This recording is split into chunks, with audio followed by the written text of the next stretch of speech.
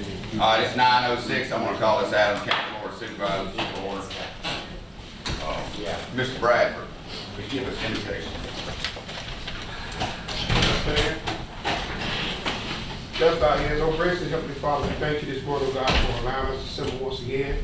And Father, we just ask special prayers for our elected officials, Father. Continue to keep them uplifted, continue to keep them in your love and care. Father, continue to give them wisdom from on high as they lead your people, oh God. Father, we just pray for our first responders, oh God, our EMS family, oh God. Father, continue to keep them safe. Our law enforcement, our school teachers, and our kids continue to keep them safe. Father, we pray for all the businesses that's in Adams County.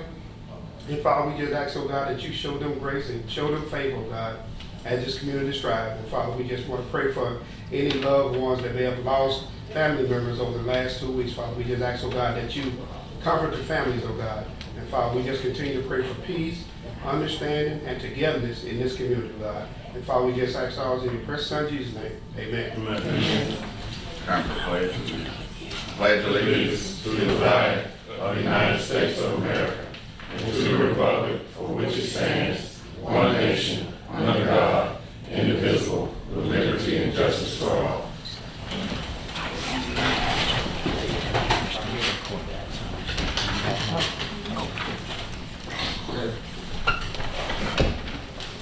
Roll call. Mr. Gray is present. Ms. Hutchins. Here. Mr. Gaines. Here. Mr. Middleton. Present. Randy Lewis is here. Paige Dean is here. Stephanie Washington. Here. Scott Slover. Here. And I'm present. All right. I need a motion to approve the docket. So moved. Moved by Mr. Gaines. Second by Mr. Middleton. Any discussion? All in favor? Aye. Motion approved. Special presentations, if any. County business. Billy Neely, Willow Creek Management. Is Billy here? Aye. All right, we're gonna move on. Mr. Purr. Update. Good morning, Joseph Purr, the landscape architect for the Chester-Willisfield Stadium renovations.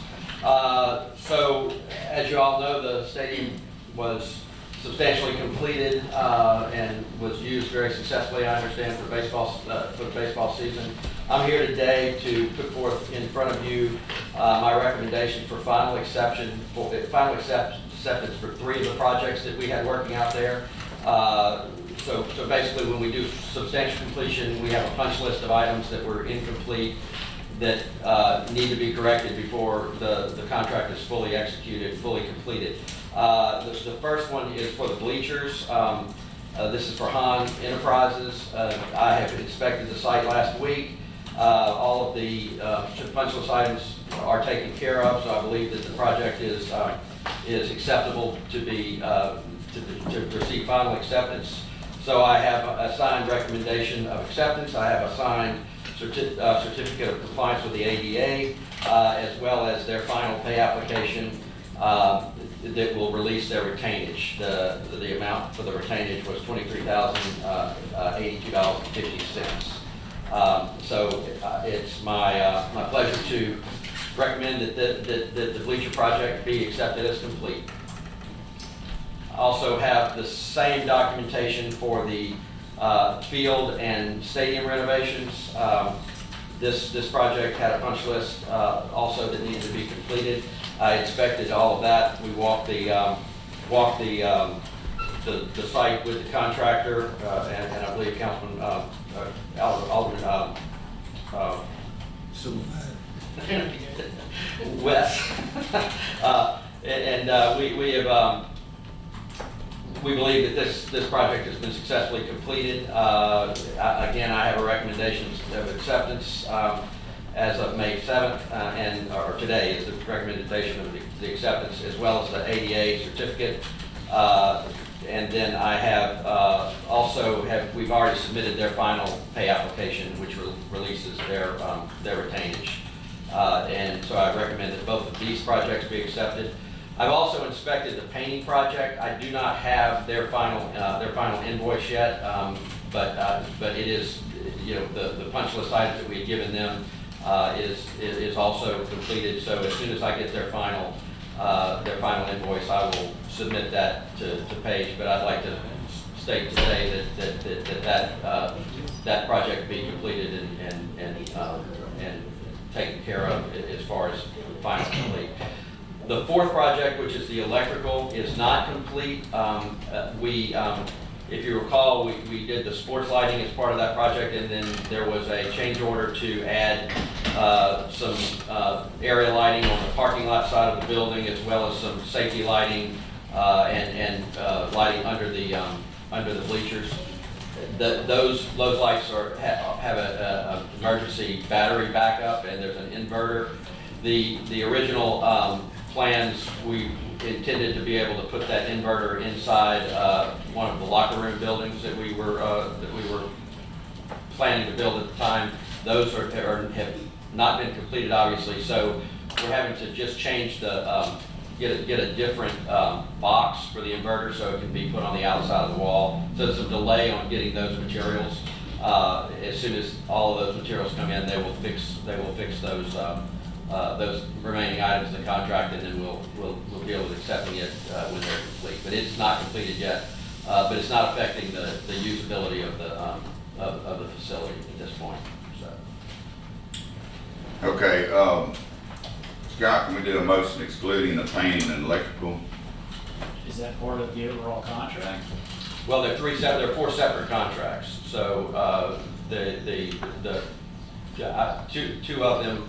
I have all the documentation. The painting and the painting is completed. I've inspected it as complete. I just don't have their final documentation. I need their final pay application. I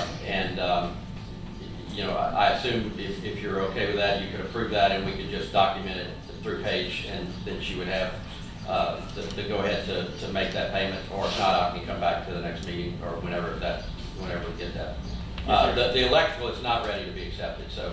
If they're separate contracts, not part of the same deal, then you can. But you can't accept, the overall project final if it included electrical or whatever. There are four distinct separate contracts with four different contracts. Yeah, you're just saying I accept this contract and that contract. So the first two were?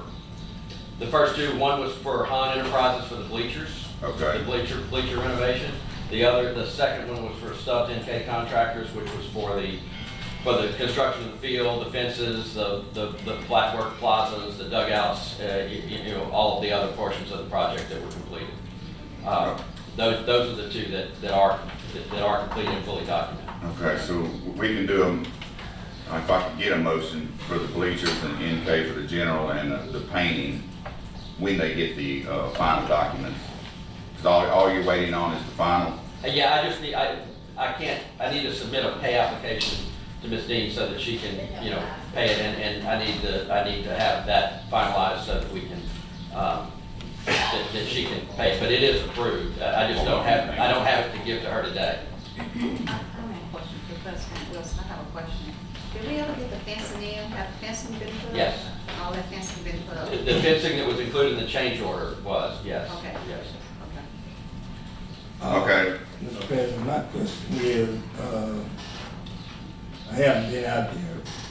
Far as I know the inside of the field looked great. What about the outside where we had all those drainage problems and all that? Are that corrected? The part of the punch list was to correct that, and all of that, has been corrected. There may be an issue in the outside of the left field. There may be a little issue there that we were talking about at the time, but they completed the work that we expected to be completed. I believe there's some rutting that took place out there that maybe is impeding some of the water getting into the catch basins that we put in. But that was not part of the contractor's scope. He successfully completed it. So there may be some standing water outside of the field, nothing that's affecting the play. That was discussed when we were when we were walking out there that it was holding some water, but it's rutting. We looked at, some people were parking out there and when it was wet, and those ruts just are holding water to get the catch basin. The part I'm talking about is not the ruts, but the actually outside of the facility. And I haven't been out there lately, but last time I went out there, it had rained and there's a lot of water, a lot of dirt, no grass. Do it supposed to be grass or dirt or whatever? There was no, outside in the outfield, there was no specification to do any grassing of that. In fact, that area, we added some drainage into that area during the project that was change ordered in, but we didn't have any sod, and we only had very little bit of sod around the spectator areas, and that was mainly because of cost, because, every time. Let me clarify what I'm talking about. Not on the outside of the fence, but on the inside of the fence, behind the home dugout. In that area is where I used to see a lot of rainwater and stuff selling with no grass. I haven't been out there lately. Have y'all taken care of that, or y'all not supposed to take care of that either? Well, which dugout are you talking about as home? The right field or the first base and third base? Left field, Left field. third base. We put drainage in and made sure all that water sloped away, and so to my knowledge, all of that has been taken care of. I have not seen any standing water in that part of the So area. you got grass out there now, not dirt? Well, it was seeded, yes, and there was some sod put on the edges, and then we did seed that area. But that was not, and that takes some time for that grass to grow.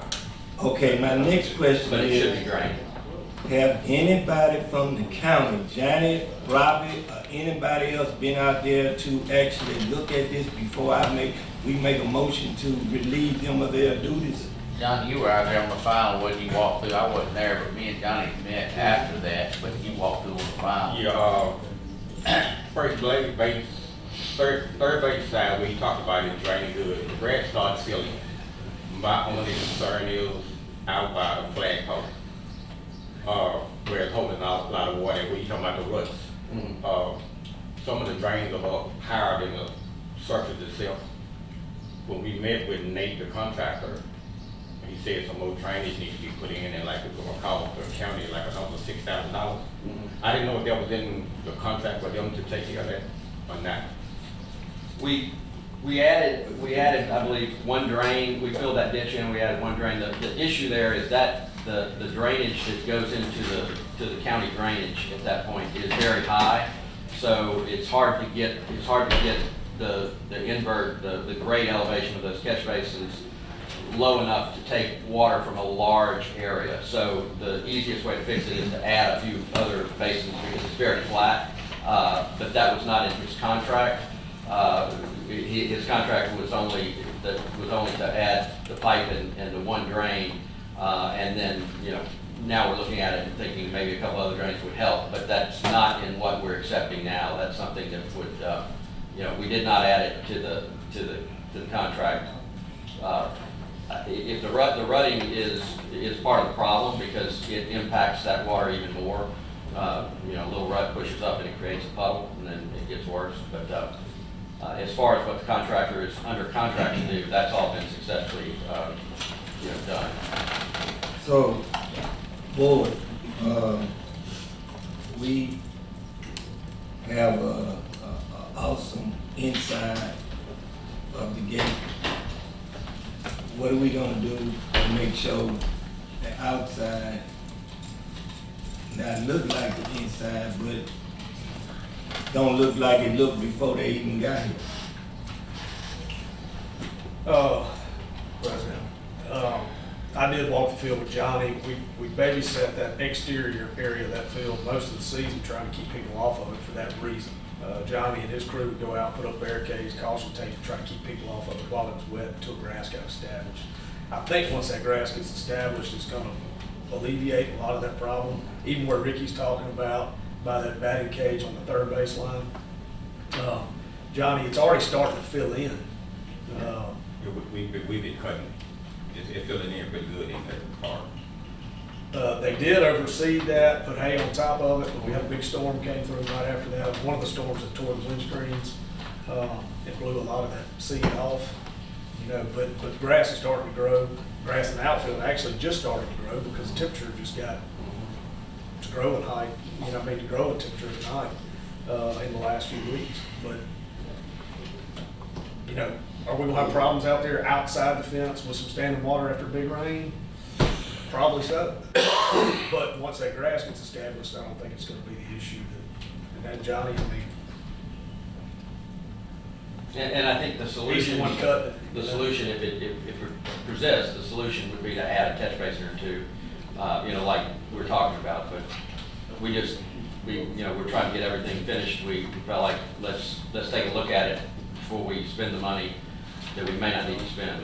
You know, it wasn't in the contract, so there was no reason to add it yet. And that's something that, you know, you may be able to self-perform, and not have to go through the contract.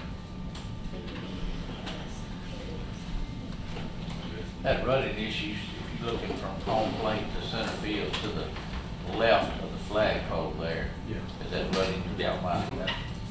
And that's where the tie-in to the drainage goes across the That's where road. the electrical contractor Yeah. backed up in that rain and Yeah. got up on that pole right Yeah. there. Yeah. We were out there. Yeah, so, and that got corrected, you know, that grading got corrected, you know, prior to, I believe, substantial completion. And then I think that some additional rutting may have happened, you know, over during the season, because, you know, the warm season grasses, which is what's naturally gonna come up, they don't start growing until, you know, really, that's what I said, usually it's first of May before they really start getting cooking.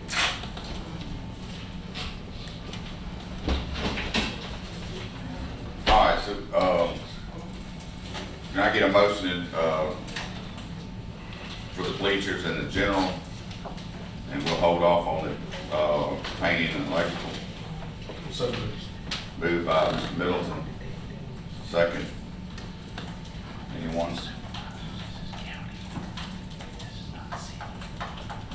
I'm second for discussion. Let me ask. Second by Mr. Gaines, Yeah. discussion. But what I would say is this, I mean, we are responsible for all our projects that we vote on. And, cause we have different projects like the arena, different things like that we shop on, but,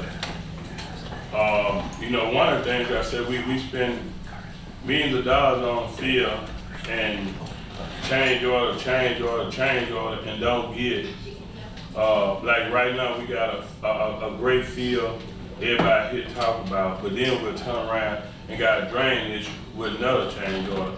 I just don't think that's, I really don't think that's good designing or what's right, because if you're in a contract, a scope of contract, and we're gonna spend that kind of money for a field, we shouldn't have to be trying to figure out how we're gonna get people to park or how water standing around the field.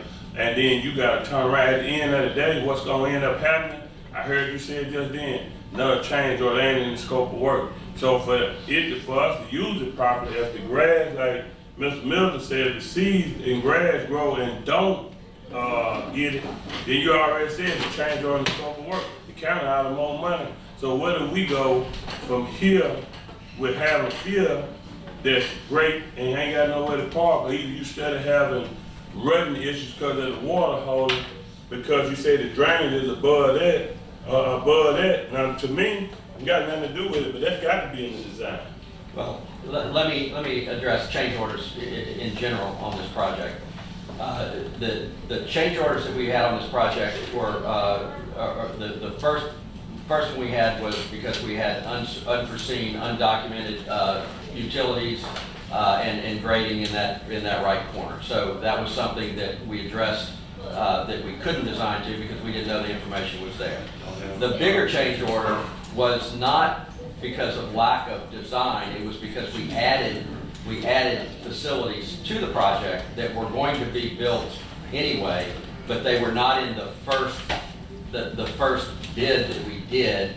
And then, because if you recall, we did a bid for basically the fences in for the field. And so we had the field drainage and so forth that we had to build, which was all part of the contract. All of that was done with no change orders, for extra. The change orders we added were for things that were not in the original contract, not because they were left out, but in error, because we added those to the contract because we needed to build the spectator areas to protect the investment that we had in the original bid, and also to be able to open the facility on time. And so that we didn't leave anything out. The area that we're talking about was never intended to be parked on. That's not a parking lot. But we have people that are parking there. So we originally did not have, we originally were draining to a ditch that was there. And then during the process, one of the things that we did to improve the drainage from the field and the spectator areas was to pipe that ditch. But in order to make everything low enough, we would have had to break up the road, lower that drain, and take drainage all the way out to the highway, which would have been a very, very expensive proposition. So we did the best we could with the money that you guys had, and what we're finding is we can only deal with water running downhill. It's got to be able to run downhill, and so this is the most cost-effective way to solve a problem that exists, which is really largely caused by stuff outside of the entire ball field. It's on the other side of the road, or where it crosses the road. It's that elevation that's causing it. So I understand, so we ain't got to go, but I mean, 'cause I deal with water running down here every single day. Yeah. We deal with drainage projects, we got drainage issues. I heard them talking about one of the issues in my area we had before, but I'm just saying, when we did design a field, I mean, a lot of stuff like that, scopes of work. So I'm not saying ain't nothing we can do about it, so I'm not here to argue with you about it, but I am here to say that it's displeased, because when we spend that much money in the contract, I know when you came here, you said you designed a bunch of fields and everything was good. So I mean, some things are unforeseen circumstances, but drainage issue like that, and I know at the end of the day, everybody at this board, we got the local high schools use it. We open it up. We think hopefully some of the area colleges, some of the things that we trying to attract people to Natchez, some of the things that we talked about when you came here. And as long as we got water issues over there, that's a problem. And at the end of the day, I know where it's gonna come back to, so I understand. So that's the end of my discussion, Mr. President. All right, it's a pleasure of the board. Everybody in favor, I need a vote. All right, I guess we need to roll on this one. Silences. Okay, all right, wait. Ain't nobody say that. Usually, I say nay, you gonna know. That's right. Mr. President, just making sure. any opposed? Any opposed? Motion carries. All in favor? It is approved. Okay. The last thing I have is just to mention, we had talked before about restroom buildings. We provided some plans, I think, to your grant administrator to try to apply for a land and water grant for the restrooms. And then we'd also talk about locker rooms to kind of finish off the project. Now's the time to, if we want to be ready for next season, now's the time to consider, how you're going to go forward with that, so we can do that in the off season rather than, being right up against the area. So I'm just bringing that to your attention. We work with pleasure of the board. If you have any questions about that, I'll be glad to answer them, and then we can just kind of finishing my report of the completeness of the overall project. Okay. I think we're working on the grants, aren't we? Scott? Yes, I think so. Okay. All right, appreciate it. All right. Thank you. Is Benny Boone back there? No. Mr. Neely, you can come. I see you've made it. How y'all doing this morning, boy? All right. Back sometime, I talked to y'all about erosion out at Village Square, and y'all told me that it would have to be at least a 2.5 to 3 inch rain event. Monday, I got 4 inches of rain or better, and Friday, almost the same thing again. I need to get some help. it's already washed out one of the sewer lines, and I had to get Natchez Housing Authority to come in there and redo all that, and it's starting to work on it again. I mean, I've got to get some help. Now, I did go to see Miss Lynette, and she's working on something, but that might be 2 or 3 years down the road. Who knows? Well, that's one of the problems with trying to get a grant on something. Yeah. Robbie, you got any suggestions? We went out and looked, we were at the last point that as far as submitting as EWP, I didn't think the county was gonna submit it as EWP.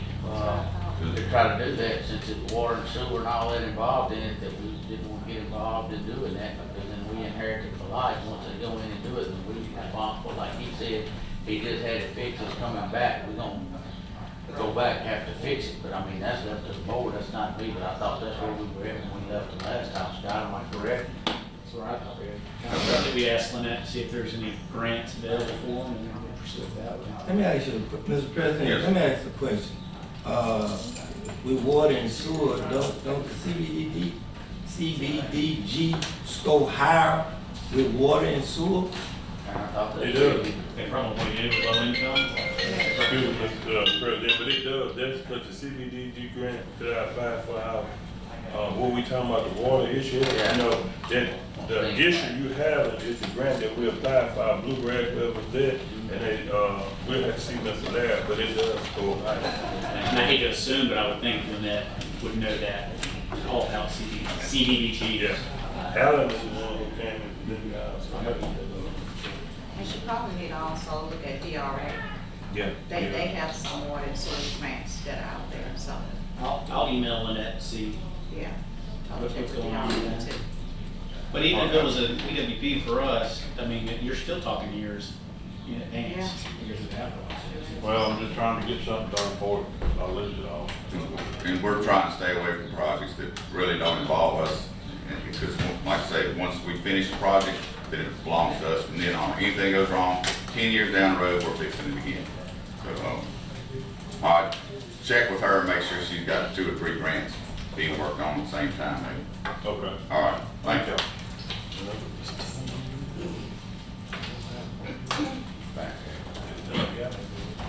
Tim, Yes, sir. are you gonna take care of this, Yes, sir, I will. proclamation?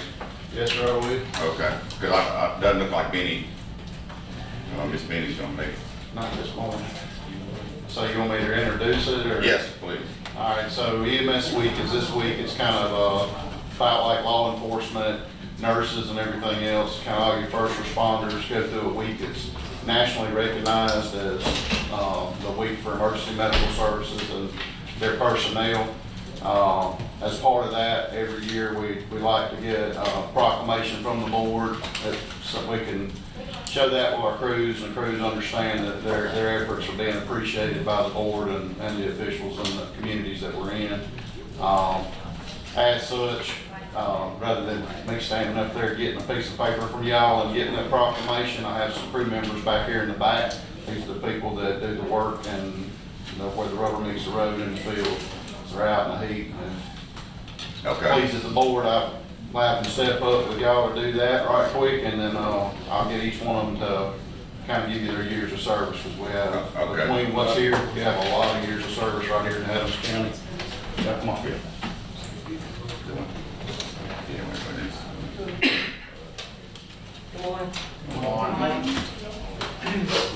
Copycats. And we'll step right over this round up here. Keep on these around. So we'll start with D. Introduce yourself. My name is Dee Nance. I'm an EMT. I've been with AMR for about a little over 5 years. I've been in EMS and healthcare for 20 plus years. Thank you for your service. Thank you. Hi, my name is George Custance. I've been in EMS for a little over a year. I've been with AMR since January of this year. I've been in healthcare for about 3 years, and I'm an EMT. And that's pretty much the service All I right. make. Thank you. My name's James Tarver, paramedic, been with AMR 15 years. I've been in healthcare since '94, along with Dee. She said 20 plus, it's been like close to 30. My name's Wes Withers. I started with AMR about 13 years ago as an EMT, and I'm currently the shop manager here in Natchez. Thank you. James is a lifelong resident of Adams County too, and he's one of, there are a handful of us that in this area in Adams County have the honor of being acknowledged nationally at the national level. James was a Star of Life recipient. I am as well. That's the pinnacle of an EMS career. He's a lifelong resident of Adams County and brought that back home to Adams County with his performance. So I wanted to make sure and point that out. You've got a lot of experience riding on his shoulders in this area, and he's the first point of contact for day-over-day oversight of what these crews are doing. So he's a real big integral piece in making sure we do it right.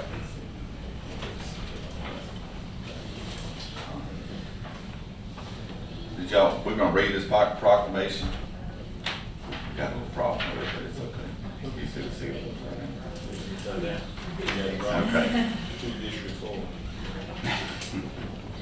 Whereas medical emergencies are a major threat to our mutual dream of living long, healthy, happy, prosperous lives, with heart attack and a number one killer for the population as a whole, and trauma as the leading killer of people ages 1 to 44.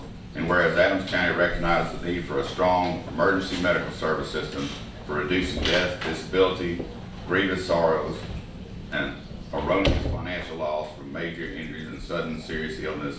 And whereas the EMS system not only includes paramedics and EMTs, first responders, emergency dispatchers, emergency vehicles, mechanics, specialized nurses, and physicians, but also includes the citizenry that are well informed about skill and preventing, preparing for, and responding properly to emergencies.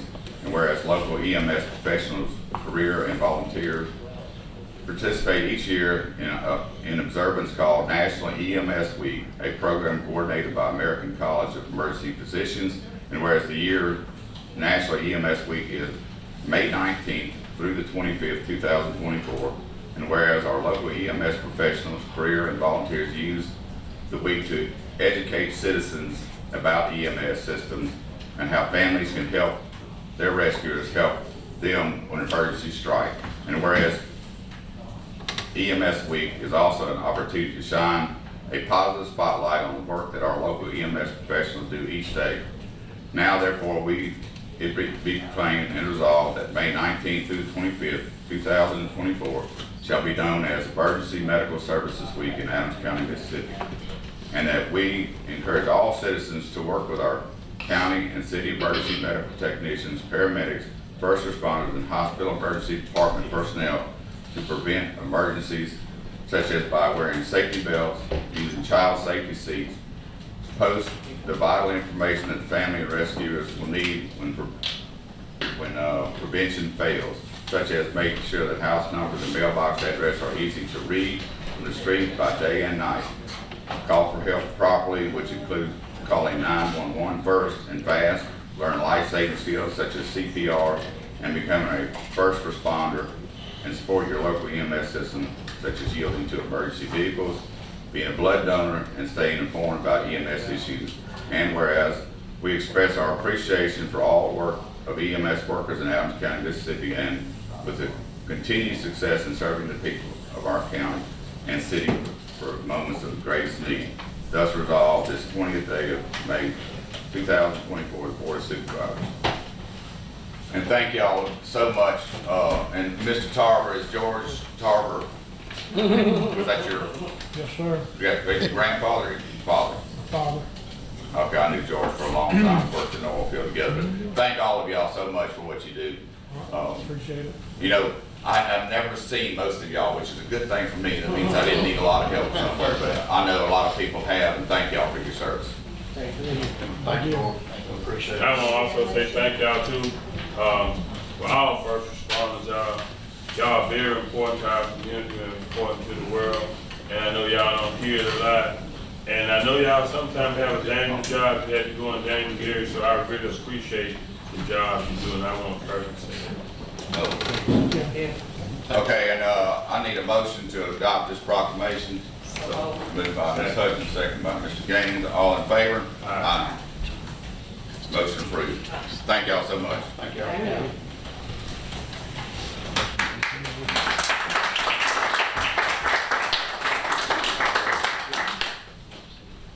Mr. Purnell Goodwin, are you out there? Yes, sir. Oh, there you are, right there. How you doing today? Good morning. Good morning. Thank you all so much. My name is Dr. Purnell Goodwin. I am the new vice president for the Trilingual Community College, the Natchez campus, right here in Natchez, Mississippi. I want to thank you all so much for allowing me to be here. And just give a brief word about Colin Natchez. Of course, we are located right off Highway 61. And we're looking to, of course, increase enrollment. We're looking to be innovative. We have new programming as well as how we teach and give our students support and what they need to be world-class individuals. And also just looking to have longevity and be a lasting institution where a student can come get a world-class education in their own backyard. And so not only, of course, the Board of Supervisors has been, of course, supportive to us, and we also want to be supportive to the Board of Supervisors in the community as well. So anytime any one of you need anything, anything Colin can do to help support your mission, to better society and the community, we're all for it, being a support system, and we look for you all hoping to do the same for us as well.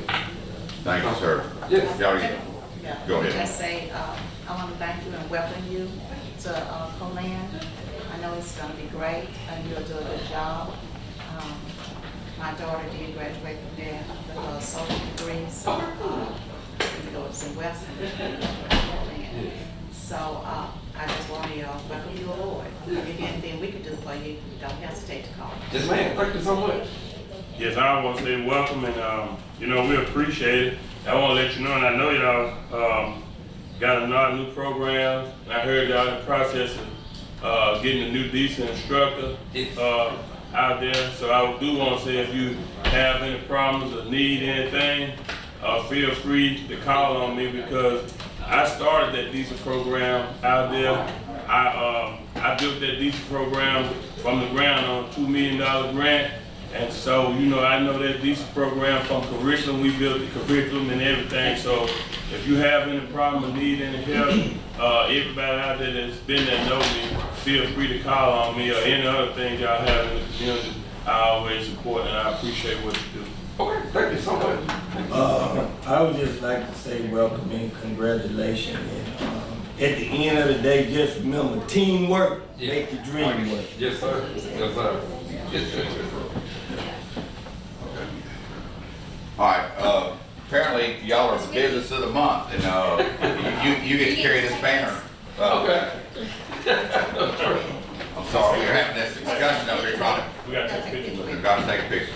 You sure you're up for another picture? No. You weren't too happy about the last one. Come on right here. Yeah. Yeah. Well, you should have him Unroll in this too. Unroll it. Yeah, we got the paper here though. Unroll it.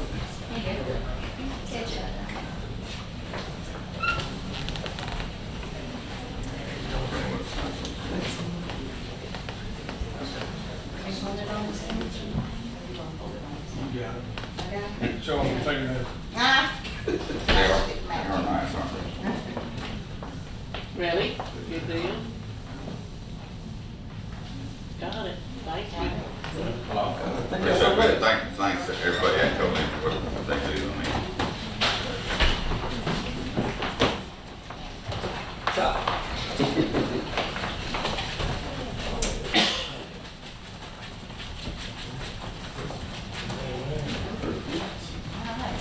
Thank you so much. All right, thank you. Thank you. Thank you, man.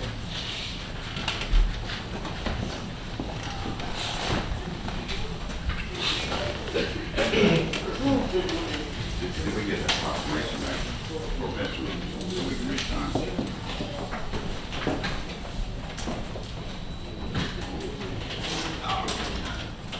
All right, city government business, if any.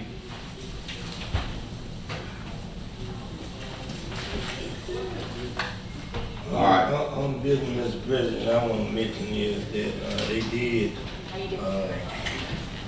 put the Morgantown Road out for bid, and I think on the 28th, 28 at 10 a.m. they will be receiving the bid for Morgantown Road. Thank you, Mr. President. All right. All right, departmental reports. Okay. Good morning. My name is Dr. Martin, Control for Adams County. I have 2 bids on some construction for the rodeo arena to do some restrooms, install new restrooms for recreation. One bid is for Dunn Construction for $50,000, and the other one is for $52,850 for Miles Construction. Okay, Is get this, those bids. is this at the Equip Klein Center, is that what you're talking about? It said Miles and who else? Dunn. Dunn, what was his? Dunn's was $50,000, and that's he's including installing the plumbing and electrical. And Miles Construction is the same, but his is $52,850. Not a question, was this in the scope of the work? I believe so, but I'd like for Warren to be in here. Has he Yeah. seen the? Where's Warren? Well, okay. But no, I know he had it within his budget. It was in his budget. Okay. It is. I just wanted to know. We're also gonna Is he out there, Cuzette? Yeah, in that bag right there. There was a We got question 2 in the bids back. about the arena. Yeah. One from Dunn. Dunn at 50,000, one from Miles at 52,000. Yeah, me, Robin, and Johnny have been working on that back and forth. We done went to several contractors back and forth, and so what they did is ADA compliance and stuff like that. Johnny had 20, I guess 20, about 25 whatever, and with everything. So I'm gonna make a recommendation that we take the lowest bid and move forward. That's your motion? In the form of motion. Has purchasing, this gone through purchasing too? Yeah, cause. Yeah. Well, she knew about recreation, but then that I had been doing the recreation before. Yeah. It's I within don't the, know, It it's is still within nothing the but budget. but it's within the budgeting, Yes, I mean, the yes. purchasing laws too? Yeah. Okay. I couldn't remember the threshold. Yeah. Okay, got a motion by Gang. Mr. Gaines, second by Mr. Gray. Any discussion? All in favor? Aye. Motion carried. Thank you. Is that all you had? Thank you.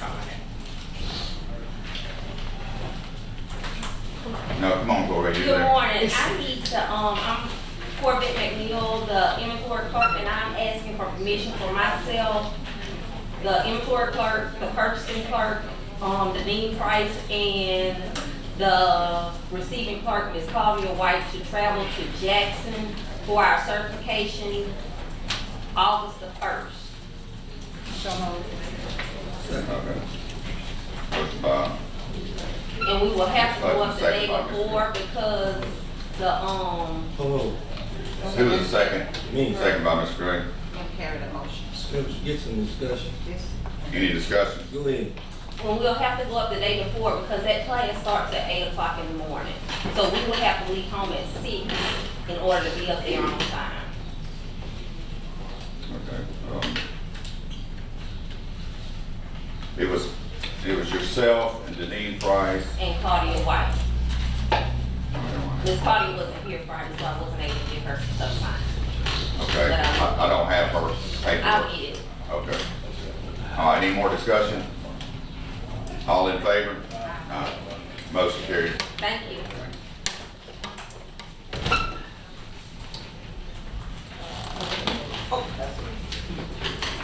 Good morning. Y'all missed me, didn't you? Yeah.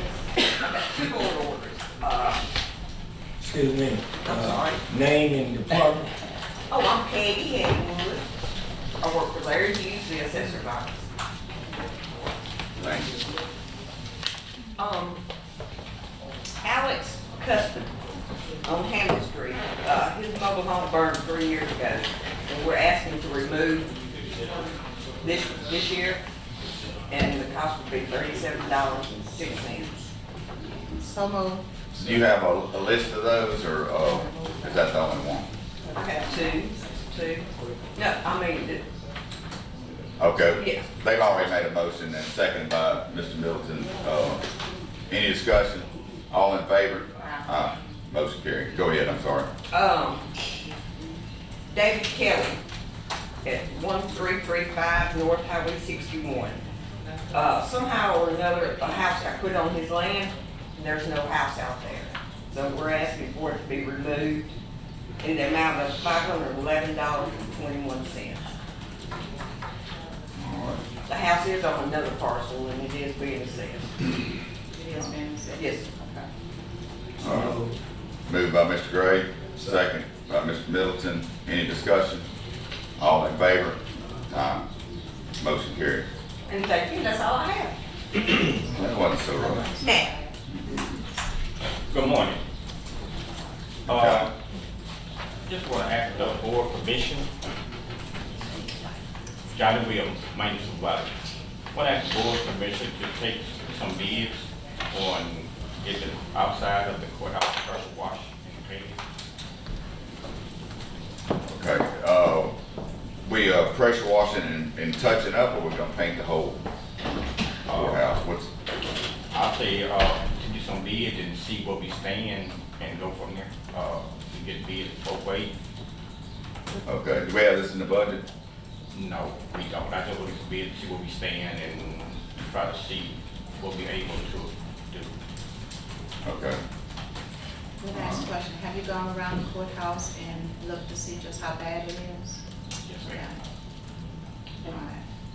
So once you pressure wash it, you think the paint will still be needed? Yes. Still will be needed. The whole building? Hopefully we can touch up. You won't know about the whole building until you pressure wash. We started with the inside on the one. We've been doing a little bit on the outside, but when you rent a lift and the way my department run, you don't want to rent a lift just sitting there, you paying for it. So it's probably better to get somebody contracted to pressure wash it that can get it into with traffic around the courthouse. Something that got to be worked around also. Mr. President. Yes, sir.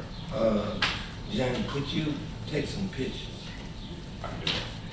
And have some before and after pictures and let us know exactly, sometimes the whole building don't need paint, maybe it need to be touched up like Supervisor President Wilson say. So just take some pictures and bring some pictures back. And I did kind of tell Johnny to go and look at that because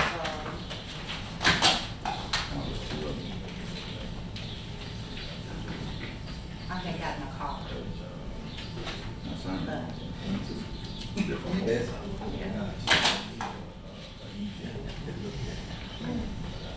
Okay, I need a motion. So go ahead and take the bids. Take the bids, yes.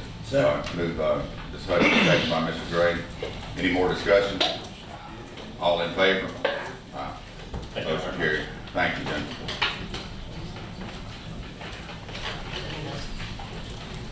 Good morning. Janine Price, purchase clerk for Adams County Board of Supervisors.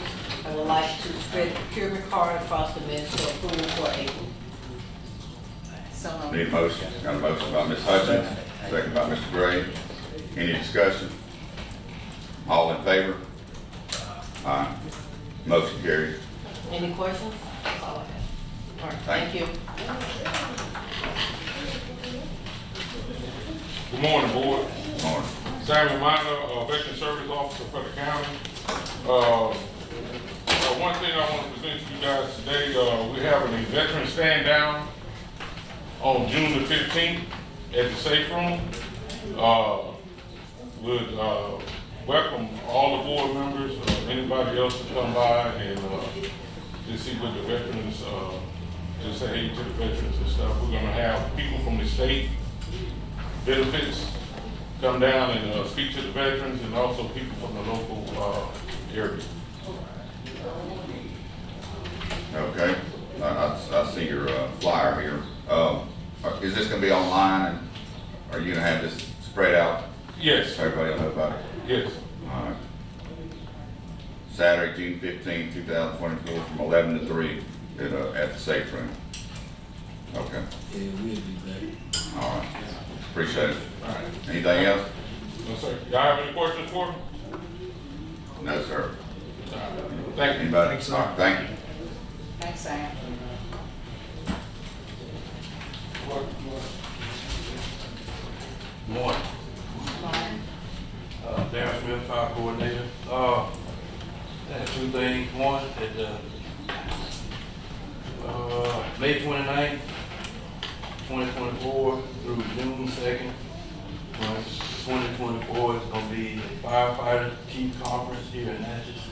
So I'm just letting y'all know about that. And that's May 29th through June 2nd. Okay.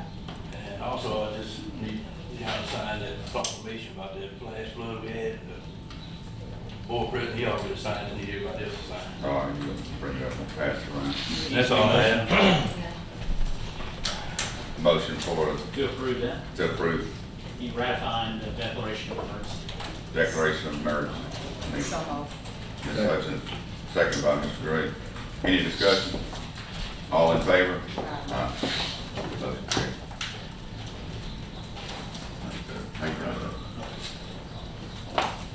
And we don't need it, emergency's over, correct? Yeah. Anything else? No, that's all. All right. Good morning, board, everybody. Yeah, that's- Brad Bradford, Adams County Emergency Management Director. I got a couple of things this morning. We know that our sirens are at the end of life with our radios, so I'm in the process now. I explained to some supervisors that we're trying to get a quote on some of the radios. The radios that we utilize the sirens, they're on the low band, it's hard to find them. So what I'm doing, I'm trying to see if anybody else that may have gone away from their sirens, and may have tried to get some new radios in. So I got 3 or 4 different people working on some projects to try to get those back up and running. Moving forward, the board, we're gonna have to make some decisions on the sirens because we have a total of 18, and they're very expensive to start keeping up now. So strategically, we're gonna have to start looking at the ones in the county or the 3 in the city. You know, see what the city help out with those 3 that's in the city. Those are 3 only ones that we have within the city limits. So moving forward, I do have a individual supposed to be coming to look at the ones not working. The ones that are not working now, we got Cloverdale, Foster Mountain, and Bravo. Those are the ones that people call so they weren't sounding up. So we're gonna try to get the guy to look at those and see what we can do, at least try to get them back up. With that being said, we had to take a radio out of the city one to put downstairs to operate the rest of them. So right now, the only one that's not working in the city is at the fire station. But we have to manually set that one up. So we still have coverage in the city on that. So once I get that, we'll probably try to put that in the next budget, Stephanie. Once I get a quote to the sirens, so we want to spend no money this fiscal year on that. We know the board, we transitioned to HyperReach. We're gonna go live on May the 24th. With that being said, I was able to talk to Code Red to try to get a 6-month extension, so in my day, I'm paying that. I CC'd you on that, Stephanie, on that contract with Scott. Yeah, about the 6 months. So what it is, Code Red is not just gonna drop us. We're gonna wait actually for 6 months so we can do the transition properly to get everybody signed up. So we probably will have a deal for Code Red, but it won't be the 12,000. I was wondering, if it's gonna be half that? It's gonna be half, yeah, half. Yes, we negotiate half on that. So it'll all balance out by, 6,000 going there, getting rid of that contract, and the 6,000 coming on with the new contract. So it'll balance out on that. So when they get here, I just had to ask the board to approve that, and we'll go ahead and pay them for them 6 months as we transition over. Any questions on that? Okay, next thing, I want to request travel for myself, Darryl Smith, and Bree Cooks. We got to travel to Clark County for a full-scale exercise on May the 31st for a military exercise for support. It's going to be a turn and burn, so we're not staying overnight or anything like that. So we just need travel permission. Did you, you had this form submitted? No, that's, you're not staying Okay, overnight. we don't need, okay, just travel. Yeah, we're just going to come back. Move, not second. Ms. Hutchins did the motion and, Mr. Gaines second. Who all was going to be on that? Darryl Smith, myself, and Bree Cooks. Okay. Any discussion? All in favor? Right. Okay, that's pretty much what I have. Everybody know we're coming up on hurricane season. They have put the forecast out, so we're going to be starting doing a lot of preparations for hurricane season. You know, we're getting an ample amount of rainfall now. I want to thank the road department for this past weekend, getting out, getting trees and things like that. We just want to ask, you know, let your constituents know that we're working, you know, hard as we can. You know, we know when trees fall, you know, we got to make sure that the road department ain't on power lines in, but a lot of people start getting anxious, you know, want to, you know, why this ain't being moved. So just let them know if it's, you know, pretty bad outside, you know, our safety come first on that. And, you know, once everything clear over, we got identified there's no power lines, then the road department, they'll go and remove trees. So, but like I said, we don't make the assessment. A lot of people call, so where's the telephone line? Well, we're not making that assessment. We don't call the people, we know that the Indian people do that. And also, we having a lot of residents going out there trying to cut them themselves. Please advise them, do not do that. We know that they want to get out, but just allow the emergency people to do that because we don't want nobody to get shot on County Road cutting the trees. So relay that to your constituents. Do not try to cut trees unless the road department asks you, but we have a lot of people that's already certified to run chainsaws that, you know, we don't want a person to get hurt on a tree. I think, I don't know, Scott, you may be liable for that. So let's make sure our residents don't try to move trees off the county roads. Mr. President. Yeah, go ahead. Mr. Attorney, if a tree falls and a citizen take it up on his own to get out there and cut it, are we liable for that? Falls in the middle of the roadway? Are we liable for that? Well, When we didn't tell possibly them? is your response. So, did we know about the tree falling and have a reasonable time to clean it up and do it? And then let's say they did it wrong, right? And we knew about that they cleaned it up wrong and didn't go back and fix it or whatever, then we could be liable on that end, so it's possible. No, I'm saying if we have a bad storm and a tree fall across the road and a citizen take it up on his own to start cutting a tree with some possible wires in it and get electrocuted, how is we responsible for that? I mean, unless we had some sort of negligence, we wouldn't be responsible for it. But it's all about notice, you know, and what we saw, for instance, Robbie and his crew sees this guy, cutting down a tree and there's a wire that's hanging off of it and they just drive on by, then yeah, we might be liable in that case. We just stand on location, tell them we can't touch it, they go touch it. Yeah. Tell them not. Well, Then we're not liable. Yeah, The we issue is, don't- are they gonna clean it up correctly? We want them to be safe. Usually it's best to have a road crew out there, and it's a real dangerous job, as we all know, road crew is our highest workers' comp for a reason. It's real dangerous, especially in those storms and so forth, so we really don't want citizens out there, hurting themselves and so forth too. I don't think a lot of people understand that when you have a storm come through like that, the trees down, it brings the power lines down, they might be dead. But when somebody kicks their generator off, if they didn't cut their main and it's back feeding those lines, that's where people are getting killed at. It's back feed from generators it could be a mile down the road, because the lines are intact down there. And they're back feeding the lines, and that's when people get hurt. So that's why, and I get it a lot of times, why don't they come get this tree? They already looked at it. Well, it's got power lines wrapped in it. They need the power company to assess that and make sure that they're dead before they start cutting into it. Ms. Brad, I got you Is there any way we can get help on the sirens? I don't know what they're gonna cost, but it doesn't sound like they're gonna be cheap.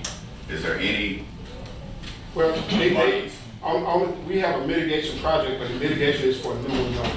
So when you talk about a new one, you're looking at probably anywhere between $35,000 to $40,000 per siren. Go ahead.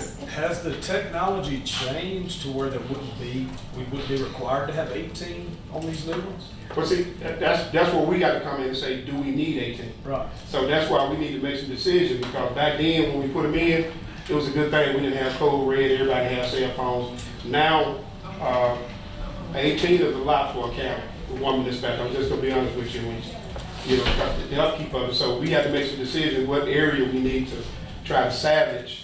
And, you know, like I said, I don't know, that's gonna be up to y'all districts, you know, where you want them at. But we want to make a decision. But we're still responsible for the residents who might be in an area who don't have cell phone service, or the 10-year-old kid who might be on a bike who doesn't know a storm. Right, so Or an old man who might be on a tractor, or whatever it may be. Right, so that's what I'm saying, you know, there's gonna have to be some acceptable risk allowed, because if not, like I said, when you got 18, trying to keep up 18, it's really hard to try to do. You know, just being honest with you, you know, unless we get, like I said, you know, the ones we have, they're getting older. You know, they do have some up to date, but like I said, I don't think the county could afford to put 18 brand new ones back in, you know, at one time. So, you know, it's one of those things, we just gotta look where the greatest population is. You know, I know everybody want one. I'm gonna cut you off right there, Brad. I'm gonna cut you off, and I don't cut you off much. I'm gonna tell you for my district, I don't care what population it is, and I speak for Adams County. Everybody's life important to me, so we gonna have to figure it out. I couldn't sit here at this desk and knowingly vote on sacrificing a human life, because you say sacrifice an area where it's most populated. We need these people to hear, because you know, if you lose one life, $30,000 ain't worth one life. And so, you know, we got some tough decisions, we got some things, what we want to do, and I speak for this district, and I probably speak for the board, nobody said nothing, we want to cover all our people as well as possible. Right, I understand. And so, you know, I don't think nobody wants to sacrifice nobody. I mean, you know, even if they're populated, like he said, he might be having a little boy on the bike in the country and a man in the field. He need to hear it. I know God got his own way of doing on his own thing, but it ain't, we don't want to be liable because we sacrificed and didn't put a siren there, and he might could have went to shut. Right, I agree with you, but do we have the money? Well, You know, that's to be honest with you, go ahead. I'm sorry, President. Go ahead. Had you looked and see if any grants out there? Because. Yeah, I'm saying that the mitigation, but they're only replace new ones. They're only Yes, replacing. they only, the mitigation grant, they won't pay to fix on the old one. You gotta replace the whole project, do the whole project. So you're you're looking at like $40,000. Just to repair. No, to replace. Right. That's per siren. I don't think most people hear these sirens when they go off. They're either inside, and our houses are so tight now because everybody's trying to make their houses tight where the electric bills is lower and what have you. So they're not hearing because of those, and the windows, the TVs are on, the radio's playing. Most of the time they're not hearing anything. The code red or whatever we're going to be using from here on out, it's probably the most effective way to alert most, because I don't know anybody under 10 that doesn't have a cell phone. And if that thing's going off, which the hardest part of that is getting everybody signed up, because that's not going to every cell phone in the county, is it? It's only if you sign up for it. Yeah, with the new system, we have a thing in place that we can send alerts to regardless if you signed up or not, if it's bad weather. Yeah, so it's just like the emergency alert system that you get from the president, federal government. We're gonna sign up for that. It's called iPause. So regardless if you don't sign up, if there's bad immediate weather, if you're in this area like visitors, it'll still go to their cell phone just for that bad weather. Yeah, so yeah. Okay. But yeah, Code Red, we didn't have that system with Code Red. The new system we got will have that. So like I said, when we got a lot of visitors from out of town, if we send out an alert, they will get it, and they don't have to be arrested. Okay. I'll say this, we're gonna have to look at that, those sirens, that's something going on for years, many years, ever since I've been here. And that is important to this county, I believe the Supervisor game. Every life matters. So I will look at it and see. We'll find them.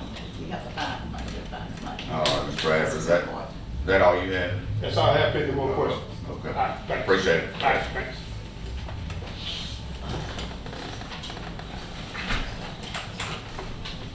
Good morning, board. How you doing this morning? All right. I just have two new hires. One is replacing a worker that resigned, and the other one is a part-timer that won't cost the county anything unless they work. One of them is Richard A. Morgans, full-time probationary juvenile correctional officer, starting at $12 an hour Let's see if I can find those. with benefits. All these, all those.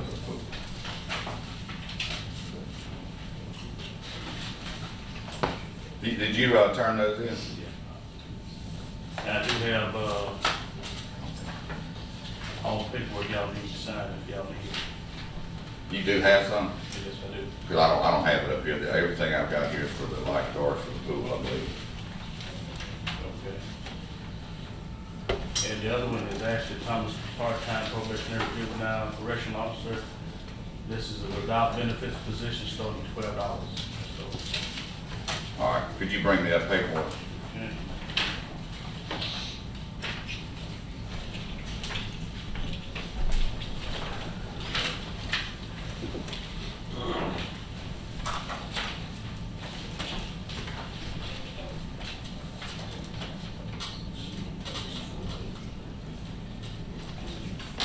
Rashad, okay, yeah, this one. Okay. That's an order.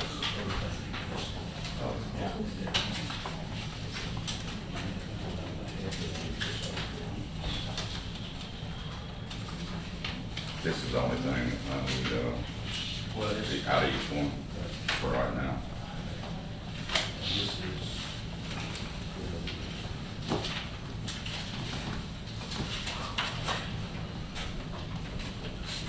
That is. No. All right, the request was for Sharby Boygents, I don't know if I pronounced that right. Juvenile corrections officer, $12 an hour, annual rate of $24,960. And the other one was for Ashley Thomas, part-time, I believe, no benefits.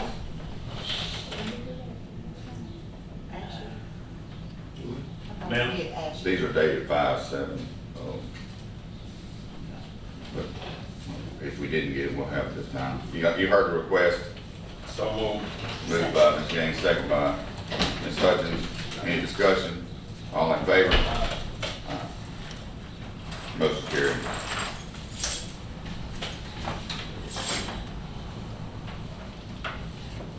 all right, thank you very much. Appreciate it.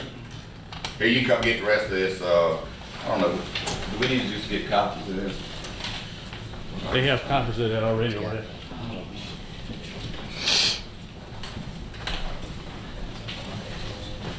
All right, That's the motion. okay.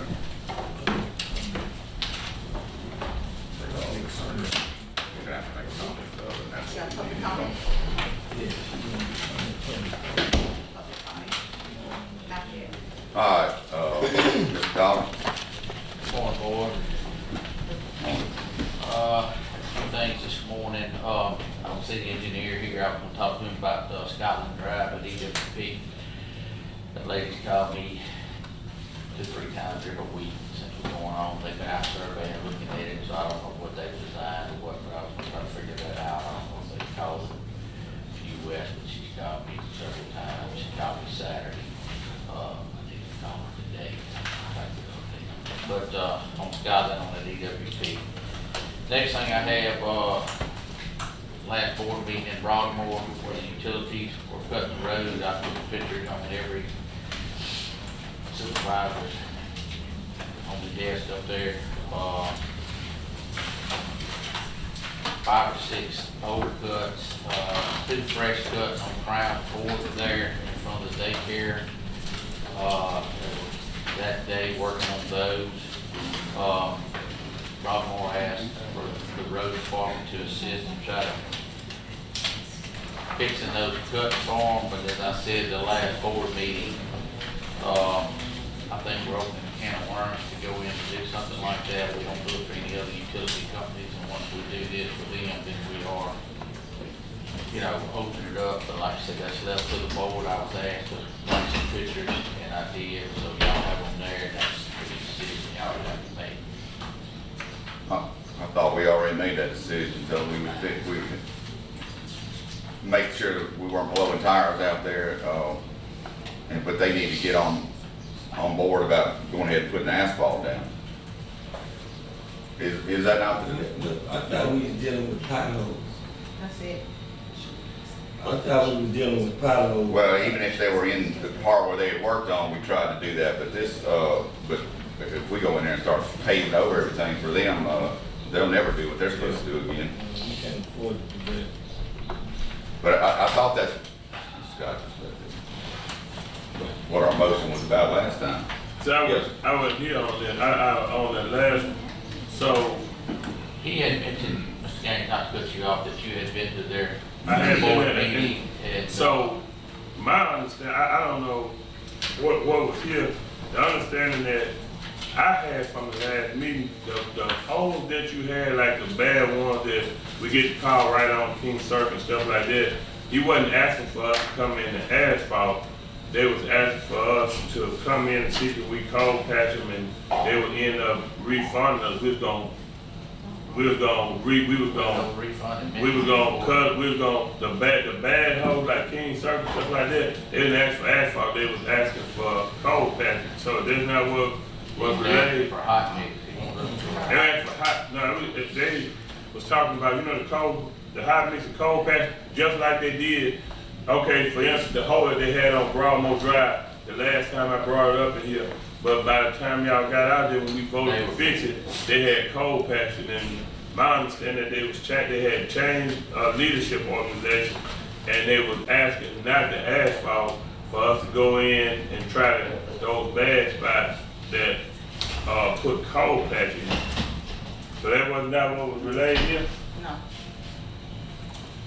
No, and what we agreed to was to go out and make sure that all the bad potholes where people were busting tires and rims, that we would put rock in those, but we're not patching anything until they get finished doing what they're doing. So we was talking about cold patch, like we patching in a cold patch, like we patching potholes. We weren't talking about overlaying anything. Yeah, no, this is just putting rock back down where they've done utility digs, trying to make sure that they're in, but they need to get on the ball and go ahead and fix those patch jobs.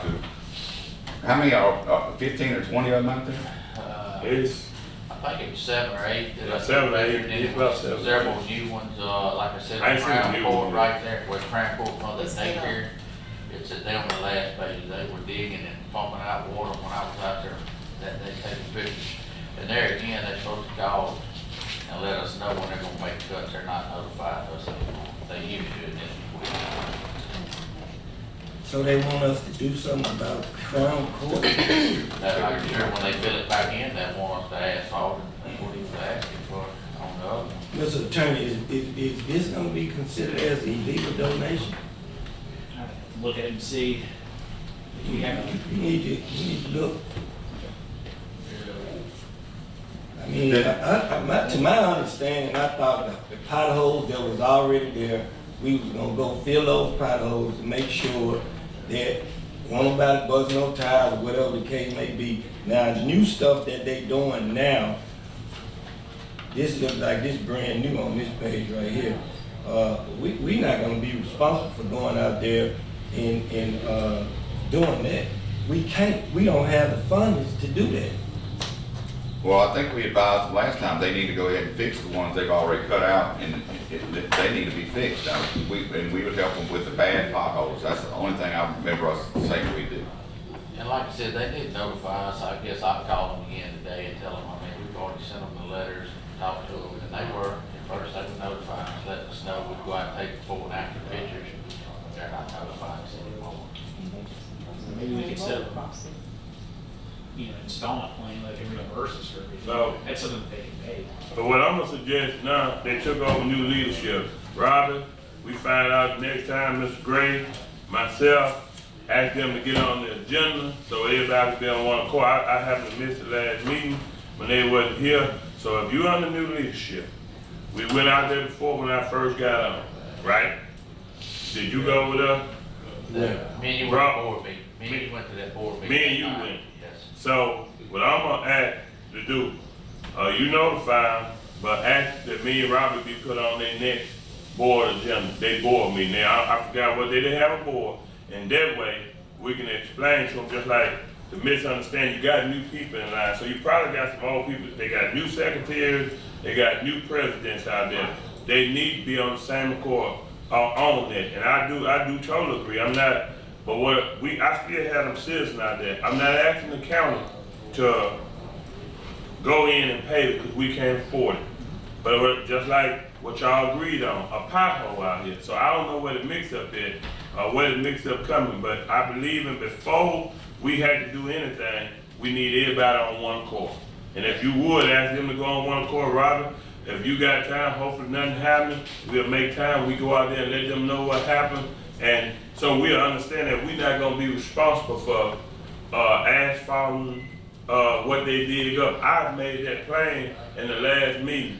We cannot afford to asphalt behind, if we asphalt behind AT&T, the gas lines and stuff like that, the county don't have anything, we won't be able to do a road. We can't afford to do that. And so it's not right to do it there. All we talked about was potholes. So if you would, let's go put that on there, and then we can be clear, and then we can have that report for the board. That's all right, Mr. President. Yes, you know, we're supposed to have, set up some kind of bond deal, you know, with AT&T, and maybe they need to be on it too, but I don't know how many of them. Mr. President, Yes. Mr. Attorney, don't we have an agreement already in place with people that tear up the road? We have an ordinance in place, yes, sir. Okay, could And that's you the problem with, if it was just an ordinary road, we'd go fix whatever road we wanted to. But we have an ordinance that places the responsibility on the utility company, and that's what makes it potentially a problem. It could be a donation.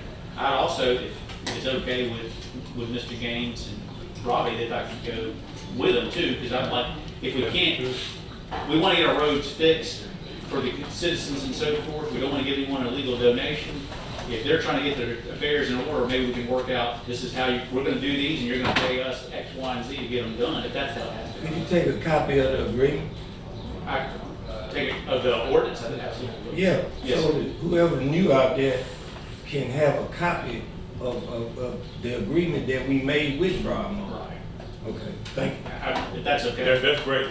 That'd be great. I'm like you, we want to get on the same page moving forward, so they're doing right, and also figure out how to fix these other issues. All right, Thank John. I've got some pictures there of Snake Plant Road of this last rain. Me and Mr. Gaines has been working on this for several years. Checked on grants and things like that. It's several things causing this flood.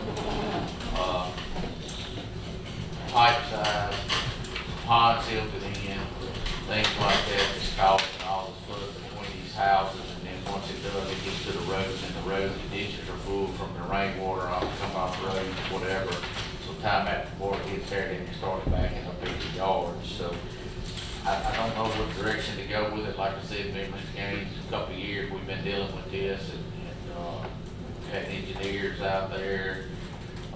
It's been back as far as Mr. Marvin, back when he was Yeah. here.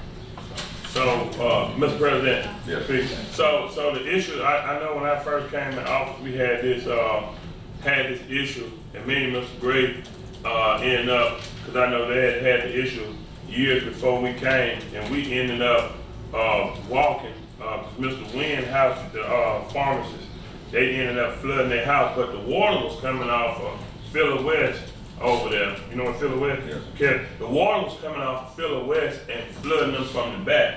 We voted back then in our minutes to go in there behind, they had an old easement, we thought it was a ditch, that we cleaned it out. And it solved a problem for, I guess, about 4 years? Yes. About 4 or 5 years. So I guess we can get with the engineer or whatever and see if they would give us an easement until we get the CBDG grant answer on it. That's the only thing gonna stop them from flooding. And, I think we already went through the legal part with Scott. We'll have to get both landowners to, agree, and if we had it under emergency, just clean that ditch out between Mr. Wynn and Mr. He was on all the boards, the old guy, Andrew. Andrew, yeah. Mr. Andrew, Caddy. You got a ditch between there on their property line, if they clean that ditch, then that'll solve the flood. It helped it for a while. It helped for a Back while. in. Like I said, there's a lot of trees through this property he's Yeah. talking about, and any sticks or any debris is on. So we do need the engineer back involved, cause they was looking for the easement for us to be legal through the minutes on it, to go in there and try to help solve it, cause on the emergency, we did it last time through the minutes, and it have solved it for about 3 years, 3 to 4 years. That's for 4 years. Till the big rain. Yeah. Who owns the retention pond? I don't know. He exactly. died, Mr. Clarence Bacon. Mr. Clarence Bacon, he died in Broadmoor, they own the property behind that, and, we got such a lot of landowners and everything like that. Is that part of the problem, the It retention is that pond? pond, But- it's silted in, So- so the water comes to it, it's just overrunning, it's not holding as much water, they don't never get down low enough to So- get hold. So basically, what happens is, Bluegrass subdivisions over here off of Philip West, he owns the property here, had cattle over here, it's low. Now, this pond here is like on his property, but when it rains, the water comes from off of Philip West and floods his pond. I guess cause and then the pond overruns when the water comes from that subdivision. So See, instead of once they being 20 develop feet- that subdivision, Yeah. it really puts all that water to his Yeah. pasture over there, and it probably wasn't before they Yeah. developed that The, subdivision. the subdivision puts the water on him. If y'all remember, I came in here and, we did a grant. I asked for the, engineer to go out. Remember you said, cause we didn't have the Matchmount Allen come in and said it'd probably be $100,000, but we was looking at it. So that's a big part of it, and we hadn't got an answer on that. But in the meanwhile, I don't know if Robert agreed, Scott, we can look back in the minutes. Mr. Wynn was willing at that time, and Mr. Kevin was willing. We had to go through the minutes, get the engineer. If we can put that about a 3-foot ditch, it'll stop them from flooding, because I think it flooded Mr. Wynn's whole house, Henry Murphy there, Leandra house over there. This time it flooded, it'll even wash the brick from under there. I mean, it floods from Steam Plant Road, those 3 to 4 houses. It looked like a lake out there. You can't even walk out your front door. And they're not flooding from water coming down the road, they're flooding from behind. There you go. I don't think insurance covers that, does it? Yeah, so can't nobody see, so it's flooding from the back, this these people's shops, houses back there. Okay. So we're gonna. So what do you think, Rob? Get back with the engineers like we did before, and I guess let them.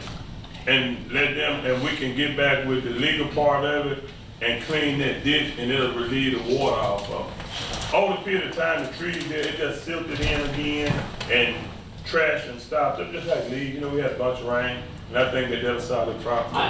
You and I have been out there before, you taken me out there before, so I know what you're talking about. Mr. President, Yes, sir. they're gonna have to correct this problem here, right here. And if they don't correct this problem right here, that water gonna continue to do exactly what Supervisor Gaines and So the this- road manager say. This is the Bluegrass subdivision, I think it's the end of Smooth. I just took a Right picture on Steam Plant when the water had went down. When I first made it there, the water was halfway across the street. And by the time I called Robbie, the water had made it to their property. That water was in them yellow lines across that street. And my concern is, the way we build our roads is for water to run off the street one way or the other. So if we build our roads with a slant, when it rains, the water gonna run off the street. It gotta have somewhere to run and drain out. If it don't have somewhere to run and drain out, this is what's gonna happen. So I don't know if Alan Ladd need to go back out there and I know it's gonna qualify for a CBDG, and maybe we have to match it. But if we don't do that, then we're not gonna alleviate this problem. And this water here is almost in this guy's house.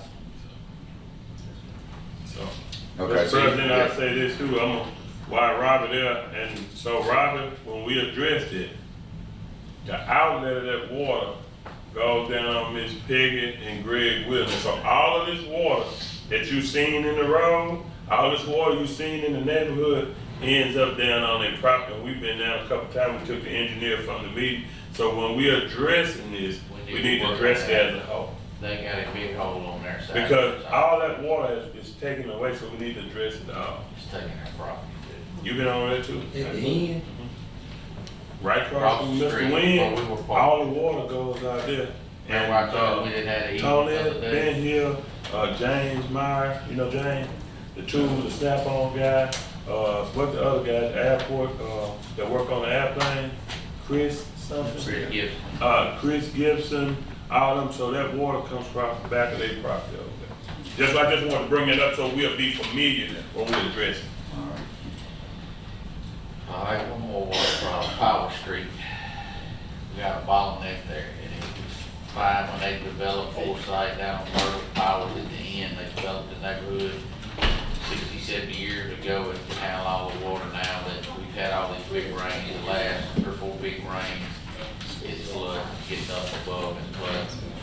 There's 2 houses at the end of the street. They got 18-inch culverts, the outlets, and 36, I think, going out into the bay.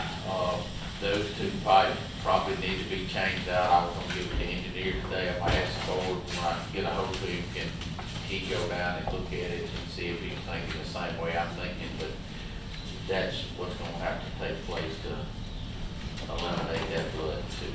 And where's that, what street is that? Howard Street, it's off of Myrtle, down at Forsyth on 40 Town.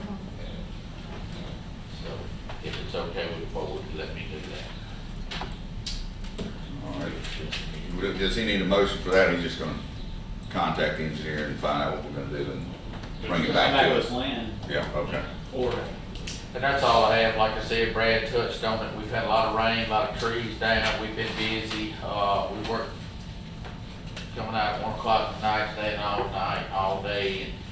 And we back out again Friday, Thursday night, Friday, then Saturday. We had another repeat of no weather, just trees falling. We probably had 6 or 8 trees Saturday. Just like this saturation in the problem.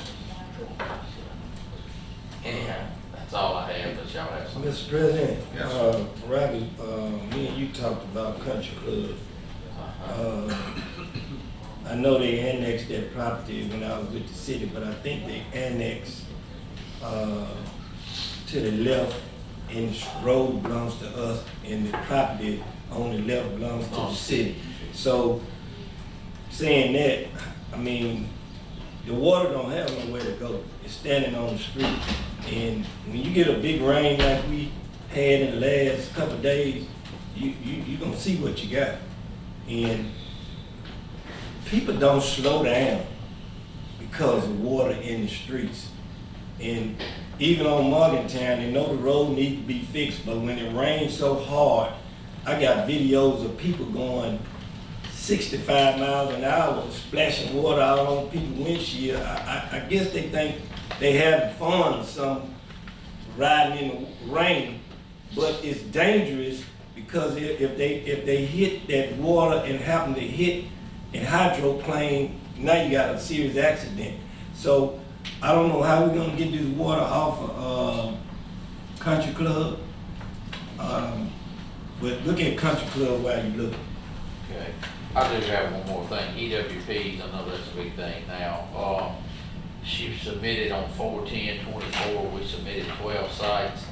None of those 12 were approved.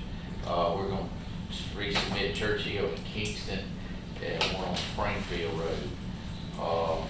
But she was supposed to email that to y'all this morning, the ones that, which none of those were approved. And we submitted 5 sites, 10, 19 loaded. 102 Springfield, Upper Kingston, Pineview, and Laurel Woodward for this last rain event we just had.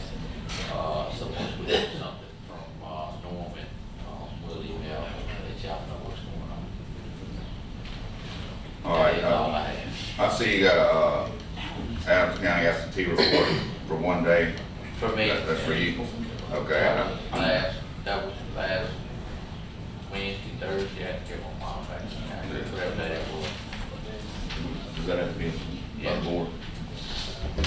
I need a motion to approve a one day off for Robbie last week. Moved by Mr. Gray, second by Ms. Hutchins. Any discussion? All in favor? We doing what now? Approving for him to be off. For last week? He had to take his mom to the doctor. So, We can't. Mr. Well, it was 5 days ago.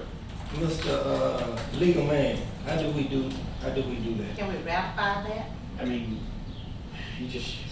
that would be like a sick day, but you don't get advance notice on a sick day, so it's not like It's a sick day. Yeah. Come It's on, like- Sunday. It's not the I'm case. trying to do it It's in flow. order. You can't- yeah. You're in order by saying, look, we recognize he's using sick days on that. You can't always get sick days prior. So what is the legal way to do this? Just take notice that he took his sick days and the board didn't have any problem. Prove that it was a sick day. And I'm sure it's gonna happen now between the 2 weeks of board meetings. We were notified. We have to get her back and forth, and we'll let y'all know that. Okay, You don't need a motion for it. hold on. Okay. He did email us Yeah, and send it. and let us know, I guess because we didn't have a meeting. Correct. So if we in order doing what we doing because he did notify us on the front end and we ratified it on the back end because we didn't have a meeting? I'm asking a question. We didn't have a meeting before we could approve his sick leave, but his sick leave is appropriate. So if you wanted to find that his sick leave is appropriate, then that's fine, because you don't have to be prior approved. Is this sick leave you But if you want took? I took vacation. Is it vacation? Vacation needs prior approval, so just take So, a. let me say this, I don't know when her appointments are, they called 3 days before that, she had an appointment to go, and I'm going, whatever it takes, I've got to go, I've got to carry it, so I just turned in vacation, take to carry But you her. can take, but you can use sick leave instead. All right, well, I'll do that. Change it to a sick leave. Yeah. That's better for you. I didn't know that, I just. Yeah. turned It's it better back for you in. to do sick Okay, leave. that's fine. So, Okay, so we Mr. can President. involve motion. yeah. If you want to do it and find that it's appropriate. So that's what Mr. President, so let me say this. So, because we trying to keep stuff in order, he might not understand, which both of y'all, all of us know. He had an incident with his mama was sick. So, for to keep from going on, we as a board asked, all the people under us to turn in and let us approve when it's off. So this is a total situation where you don't know when your family gonna sick or when your doctor appointment. So this is something that he's gonna do and is gonna take care of this. So what would be our best option for him to go so we won't have to even have this? Cause you know, if he had to take off, when I had my mama, I was gonna go anytime and you know, I respect that for them. So what would he need to do so we won't have to be right here again? He's fine, he follows the handbook, he just turned in, Okay. but personally, but it was. Was there sick leave? Okay, that's why I got it. So if you turn in sick leave, no, I'm just trying to get it clarified, so we won't come back, he said he took vacation, Yeah. and then we hear on that, so now from now on, Robert, Sick. when you gotta go, you Okay. take sick leave, when you get ready to have a vacation pre-planned, you turn in and get it I got it, pre-approved. thank you. All right, All right. And take care of your mom, Rick. That's take what care we of have. it. Thank y'all. Okay. Department report. Chief Deputy Shane Doherty with the Sheriff's Office. I just have one thing for the board, and that's a change in rate and pay due to disciplinary action. The lead desk went from captain, which was $23.98 an hour, to lieutenant, which is $22.05 an hour, with an annual rate of $45,864. There's a decrease in pay. Yes, sir. All right. Heard the request. Need a motion. No, it's a decrease. So moved. He decreased. It was a disciplinary action, yes, I ma'am. mean, it's coming from the supervisor. Yeah, you're not approving or not, you're just saying bookkeeping, we approve the pay without docket claim. That's all you do is share. We need a motion for it, right? So To approve moved. paying the So Moved moved. by Ms. Hutchins, second by Mr. Gray. Any more discussion? All in favor? Any nays? Motion carries. That's all I have for the board unless they have something for us. Not that I know of. Thank you. Any more departmental reports?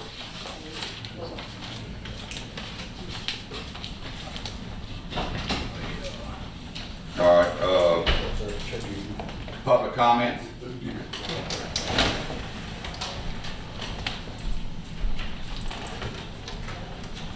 Good morning. Yes, ma'am. My name is Tammy Williams, and I live at 2805 Roseland Drive here in Natchez.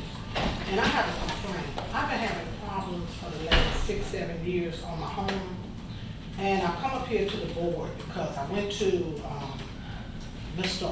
Bradford, I went to Mr. Smith, I went to the sheriff department, and also to the police department.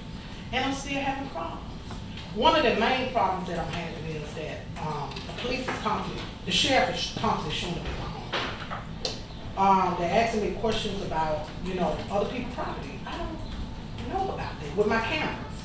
Another problem I'm having is that I believe that I had problems with my address, and I came up here and I talked to Mr. Sloveland. And Mr. Sloveland informed me that my home had been sold in 2015 and bought back, and sold in 2019 and bought back in 2020. I never sold my home. Was it a tax sale?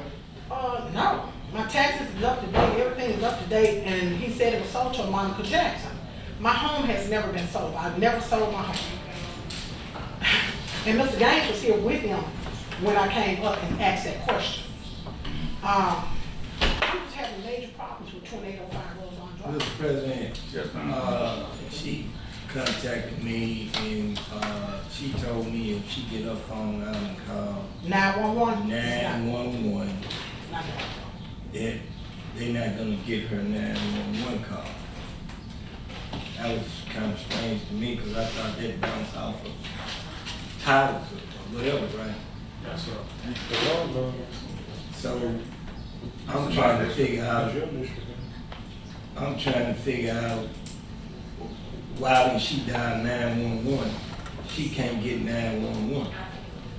And my alderman also was a witness, well, he's deceased now, Mr. Dan Dillon, he also witnessed that I could not receive 911 calls. And it was a young lady, Ms. Hutchins, she was at my home, and we had to dial from her home, and from her phone, and we still didn't get no signal. So that's when I went to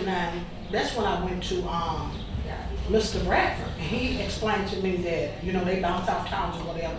And I'm saying, but if I'm in the home and I'm right here with this phone, shouldn't it come, and I'm giving them that physical address, shouldn't they come to that physical address? Who's your provider? Verizon. Verizon. But still in all, when I call out and I give them my physical address, they should be able to come to that physical address. Does your number start with 601? My number starts with 601. And I'm always, it's like they go across the street. It's like they across the street, and I'm like, that's not my home. Is it marked clearly? Well, it's a home across the street. He's 2805 and 2804 and 2806. So therefore, I'm 2805. And I'm thinking he just got one address up there. I'm thinking they think that, because he only has 4 up there, I'm thinking they thinking that I'm, a duplex house. And I'm not. When I call 911. No. Have you gone down to? I went to Mr. Bradford and I asked Mr. Bradford, he came out, and I said, Mr. Bradford, I'm going to be able to, come to the meeting. I need a letter. Mr. Bradford informed me that he was about to give me a letter. I need paper trail. I can't get paper trail to know whomever I go to. I can never get paper trail when I go to my leaders. And I need, when I come to a meeting like this, I need my paper trail where I can pass it out to you all. That's just like you, Mr. Sloveland. You never gave me paper trail. When I came up here, Mr. Gaines was here, and you never gave me paper trail. And my home was sold, but yet bought back, and I never sold my home. Yeah, I don't recall what. Yeah, you spoke I don't with me. disbelieve you, I just don't remember. And that's what I'm saying, I don't have paper trail to fight you with.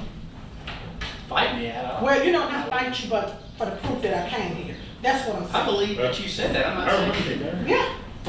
There was something about some taxes or something that we talked to her about. I remember. So could you pull it up right now? I know, no. That's what I'm saying. So you ain't got to fight. We believe you can. I'm not saying, you know, I'm never gonna But she basically what she trying to do is get it figured I'm out. just trying to get the property. And that's all. That's all. Property, put it up, see who name it. Brandon, did you put it up there? Yeah, it's in her name, but the last deed I see on the land rolls from 1996, so I don't, but they run a little bit behind sometimes. The last deed on here says 1996. The last one? 1996, the last time it was deeded to anybody? Is that when you bought it? It's under Tammy and Ernest Williams. That's correct. Yeah, but the last deed is from April the 30th of 1996. Is there a tax? I don't look at my I don't see, there would be a tax deed reference. No, but there would be, not unless they haven't asked for a tax. Right, yeah. So basically, you trying to get the 911 number fixed? I'm trying to get everything fixed. So. Everything dealing with the city is messed up. Well, my address is messed up. Like I said, I don't even know where it's going. When I call for my alarm system, can you hear me?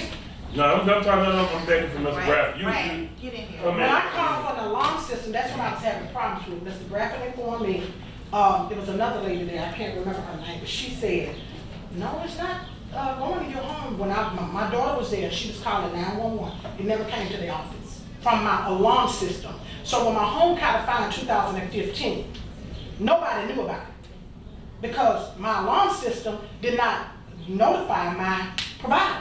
Therefore, my insurance wouldn't cover it. I had to cover it myself. So I went down to 911 and the lady that was there. Mr. President? Yes. Wait. So when your home caught fire, the fire department come out and... They didn't come to my home, they went to another home and I had to go out and get them and guide them to my home. Okay, because they said my address was pinned somewhere else. Once they came to your home, they put the fire out. That's correct. Okay, then they're supposed to give you a report. They did not give me a report, and I went to Mr. Wesley.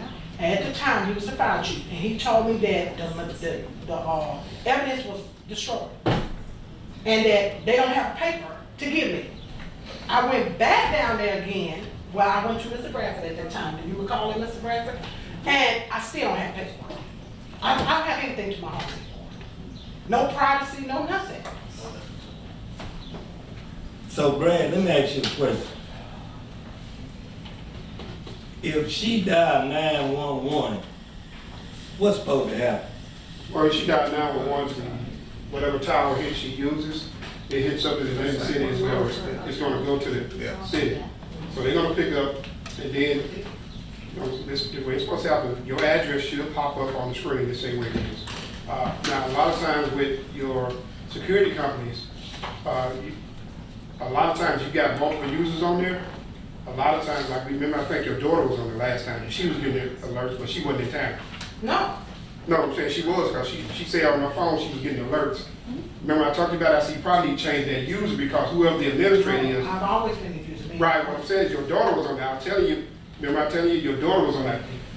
You have a daughter, right? I have a daughter. She was the administrator on there. But I'll tell you, the daughter need to change the user. She was getting the alert on the phone. Let him finish. In 2015, let him finish. No, what I'm saying is, whoever set your account up, they set themselves as administrators, so that phone number that they set up would go to, that alerts would go there. When she moved, right? That's correct. So when she moved, the alerts gonna follow her. She need to go back in and set it to your phone and that address because it's gonna follow her. So even though when you dial 911 in this city, wherever you at, you're gonna ping off a tower. Then once you get 911 that address, they're gonna relay that information to the fire department. The fire department gonna come to the address that they give. They don't have to use a GPS because they know where they're at. You follow what I'm saying? So now, it's something, I ain't trying to get your business, but I would talk to your alarm company, see who the administrator is and who they got the phone number set up under. And they need to change back to you, where your residence is. Because if your daughter moved, whatever, if she had changed her phone number, it's gonna follow her. I'm gonna give you a perfect example. My mom 85. they call me. They alert me. I can be up in Atlanta somewhere and something happens, they calling me. So that's probably what Mr. Bradford is talking about with your daughter. She's on there to be notified. I guess. Now that's one thing we can clear. Okay, what about the E911 calls that can't nobody get? She say if she died E911. He was there. He witnessed that. Yeah, I'm saying, it's based off your character. People understand cell phone tower based off your character, so you carry. Regardless of where you're in Adams County, it's gonna get a tower, it's gonna go to the 911 center. What she's saying is, like, the technology we have now, it can pinpoint your address where your signal gonna bounce off with your cell phone, it's gonna try to get you a general vicinity. It's not gonna put you directly in your yard.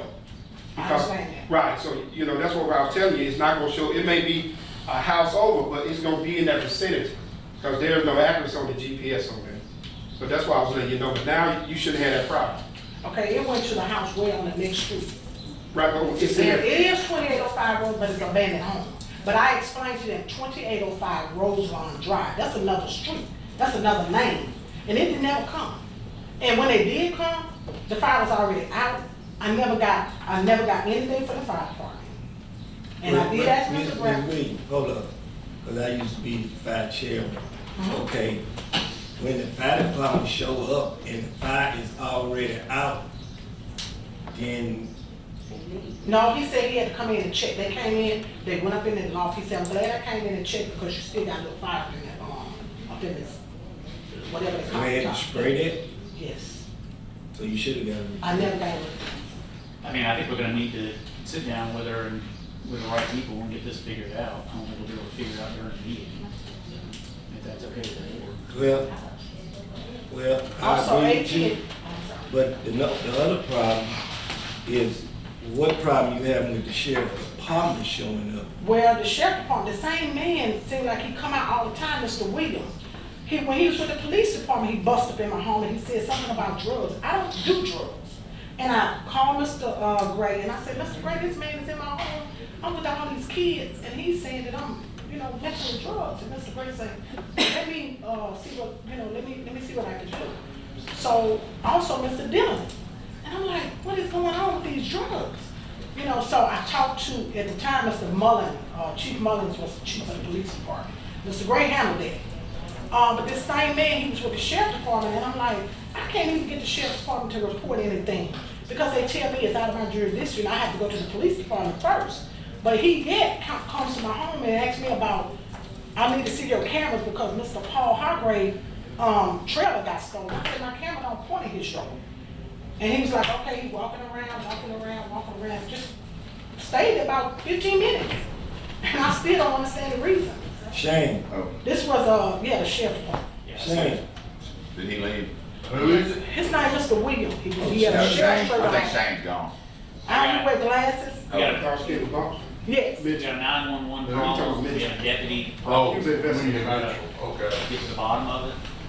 Get with it. And, Oh, okay, I'll- now that we know about this, and I asked you a while ago, and I don't know if I heard it right. Is your home properly marked where they can see it from the road? 2805, is it? yes. It yes, sir. is? Big old sign in Okay. the front and also on the I'm side of it. gonna try to ride by there, you're actually in my district, I'm gonna try to ride by there sometime today and maybe see you for a minute and see if we can come up with Mr. anything else. President, Yes. I'm gonna clear something up because sometimes when people come before our board and she mentioned something about somebody may thought she was dealing with drugs or whatever the case may be, I'm gonna speak for her character in case people in here do not know Miss Williams. When your child go to AC, Trinity when it was open, Natchez High, and NECA, and you have problems passing the ACT and anything else, that's who they go to. She helps them pass everything that they need to pass. So don't get it twisted when she said something about whatever she said and get the wrong idea. She's really a very respectable person in this community because in the past, when athletes couldn't make that score on the ACT, they went to Miss Williams and made the 21. So I just wanted to put that on the record too. All right, we appreciate it. We'll like I say, I'll try to get by there today sometime. I'll see you and at least get some idea what's going on. Sounds like they've got a pretty good idea of some of the other problems. But, Okay, one other thing I want to say, Yes, Mr. ma'am. President. Also, AT&T came out, and this could have been the biggest problem that started everything. They moved my landmark, which is that big black thing with your address on it. They moved it from in front of my driveway that's been there for years, all the way over to the side, and it's pointing to my neighbor's home. And that address is not hers, it's mine. So that could be a problem. It's like I'm in a duplex house. So I don't know, where it's coming in at, but I'm just trying to get the paper trail where I can have everything in black and white. So when I come before you again, that, I have something I can present to you. yes, ma'am. Well, thank you for coming today. We'll look into some of that. Thank you. All right. Mr. I want to get your number too before, you don't have to say that. Any more public comments? Thank y'all so much. We'll come out and I'll make a call. Okay. 2805, right? 601.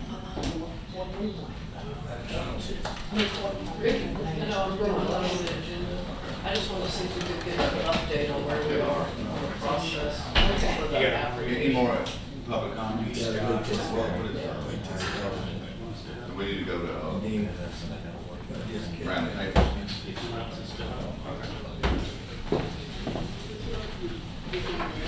All right, no more public comments, Mr. Gray, right on the table.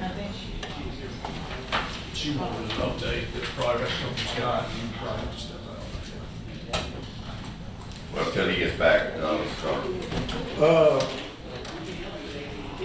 I really don't have a big comment today, but I just want, I was at the Board of Alderman meeting when Senator Albert presented a resolution honoring former mayor, former MDOT director, Barry Bush Brown, and they're trying to name the flyover in Mayor Brown honor. I think that would be something great for this community. He was the one made it happen when he was with MDOT. Let me say this. Other than God and his family, I don't know nobody else love this community no more than Bush Brown. Because I asked him one time, I say, man, he say, anytime somebody say he'd rather be the mayor of this city than the governor of this state, he really loves this place. So I don't question his love for Natchez and Adams County. And thank God I had an opportunity to serve with him. He taught me a whole lot.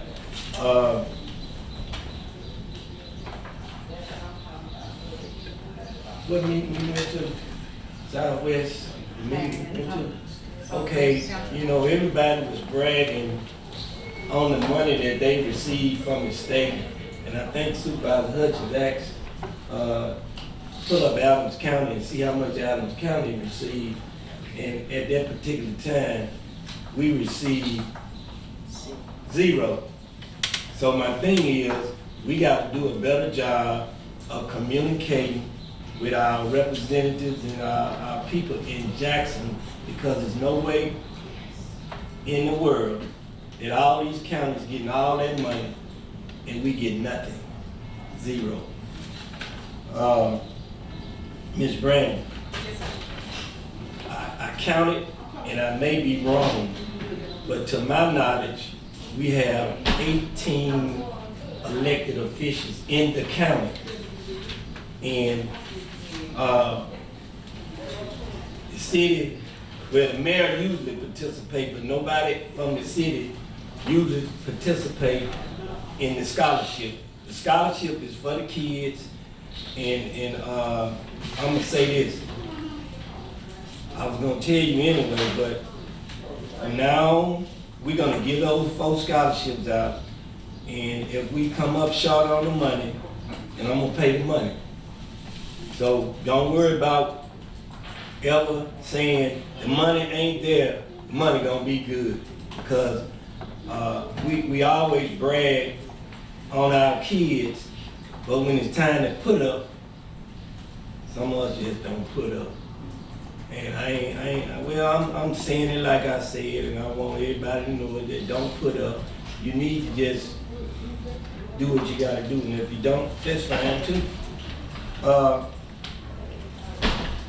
Sheriff department gone, and I needed to update on the young man that got killed in the prison, because they supposed to have something to come back to say what happened to him, but I guess can't get that update either. And the last thing is about the ARP. They fund, I think as a board we need to get together, because that time is winding down, and kind of figure out and have a game plan of what we're gonna do with that funding.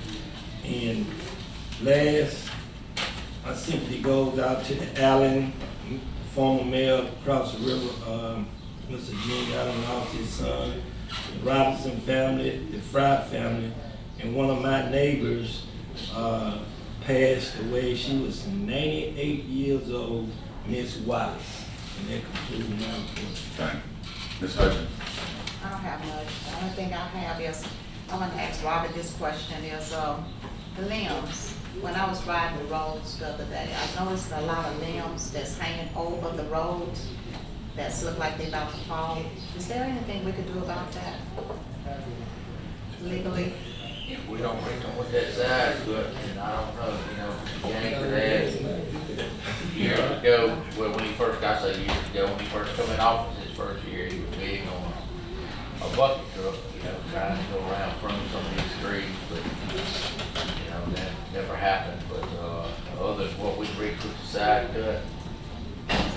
They really the ones that hang across the roads, and that's a big problem, because it is very scary, and I just assume that's on the streets. We have a lot of those small local streets, fall in the last few rains, but, for like big limbs and stuff, I know Middletown Road, I had the contract one out, it was went out across the road, went up, and that get someone to come in and put it, it was around 2 power lines, where you could do it in the county. Surrounded by 2 power lines. But to answer your question, without a bucket truck. Maybe it's something we need to invest in there, because for the safety of the people.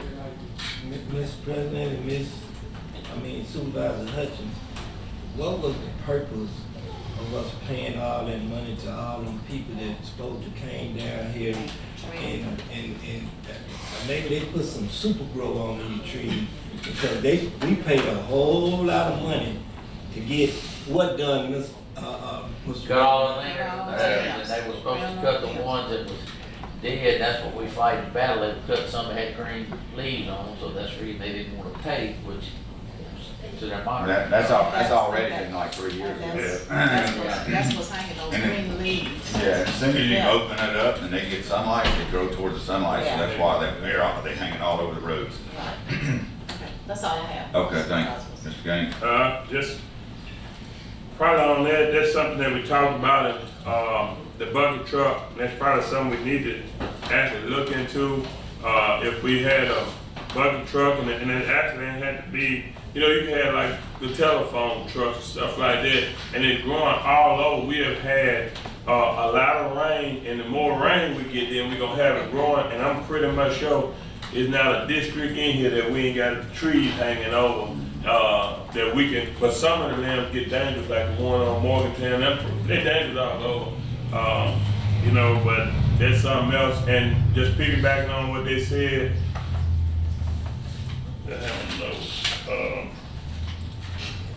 on the meeting we went to, some of the things that we talked about in that meeting over there, I would say if we can, a lot of conventions, the supervisors convention, they have so many, but the one in June, I always say is very important, because we got a lot of laws changing come July 1st that's gonna affect the county. We have been talking about PERS. PERS is going up, and they try to have the counties with a 2% increase that was really gonna affect us. but they do have it down to a 0.5% on that. The emergency, the BR funds, we need to look back and apply for that. They got 277 million in those funds. We did get passed for July again, extended to 2027. Well, thank you, Scott, for fighting. I know we had the trend that when I call you, that the counties is only liable for Medicaid rate when we take inmates to the hospital. And that's one of the things that we're taking inmates to the hospital, and they try to charge a regular ER visit. And you know, if you go to the ER, a regular aspirin that you can buy $5 or $6 bottle for, they cost $50 a piece. And so the legislator did do that. The purchasing stayed the same, but one of the other things that we had to look at, mental health is something that we're gonna have to budget for after July 1st. Any mental patient cannot stay in jail no more than 24 hours. And if the state don't have a place for them, the county is gonna be responsible for the cost as picking them up on a private facility. So that's something that we need to look at.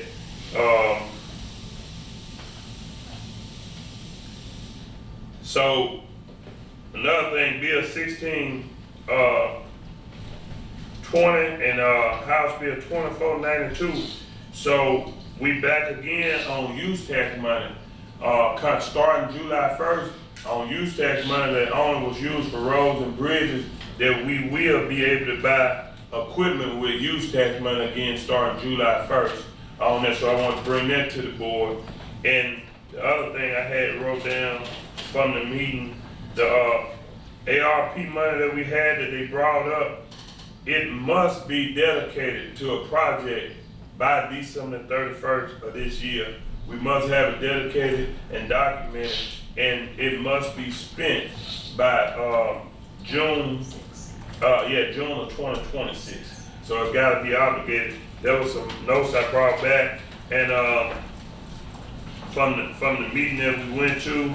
So just pay attention. We do have those laws changing, and we are going to incur some expenses. But I do want to say congratulations to all the graduates, because we won't be back for another meeting.